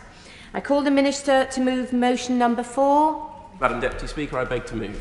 The question is motion number 4 as on the order paper, SI 2020 number 1104. As many as are of that opinion say aye. Aye. The contrary no. I think the ayes have it. The ayes have it. I call the Minister to move motion number 5. I beg to move. The question is motion number 5 as on the order paper, SI 2020 number 1105. As many as are of that opinion say aye. Aye. Of the contrary, no. I think the ayes have it, the ayes have it. I call the Minister to move motion number 6. I beg to move. The question is motion number 6, as on the order paper, SI 2020, number 1005. As many as are of that opinion say aye. Aye. The contrary, no. I think the ayes have it, the ayes have it. I call the Minister to move motion number 7. I beg to move. The question is motion number 7, as on the order paper, SI 2020, number 1008. As many as are of that opinion say aye. Aye. The contrary, no. I think the ayes have it, the ayes have it. I call the Minister to move motion number 8. I beg to move. The question is motion number 8, as on the order paper, SI 2020, number 1046. As many as are of that opinion say aye. Aye. Of the contrary, no. I think the ayes have it, the ayes have it. I call the Minister to move motion number 9. Madam Deputy Speaker, I beg to move. The question is motion number 9 on the order paper, SI 2020, number 1029. As many as are of that opinion say aye. Aye. Of the contrary, no. No! Division, clear the lobby.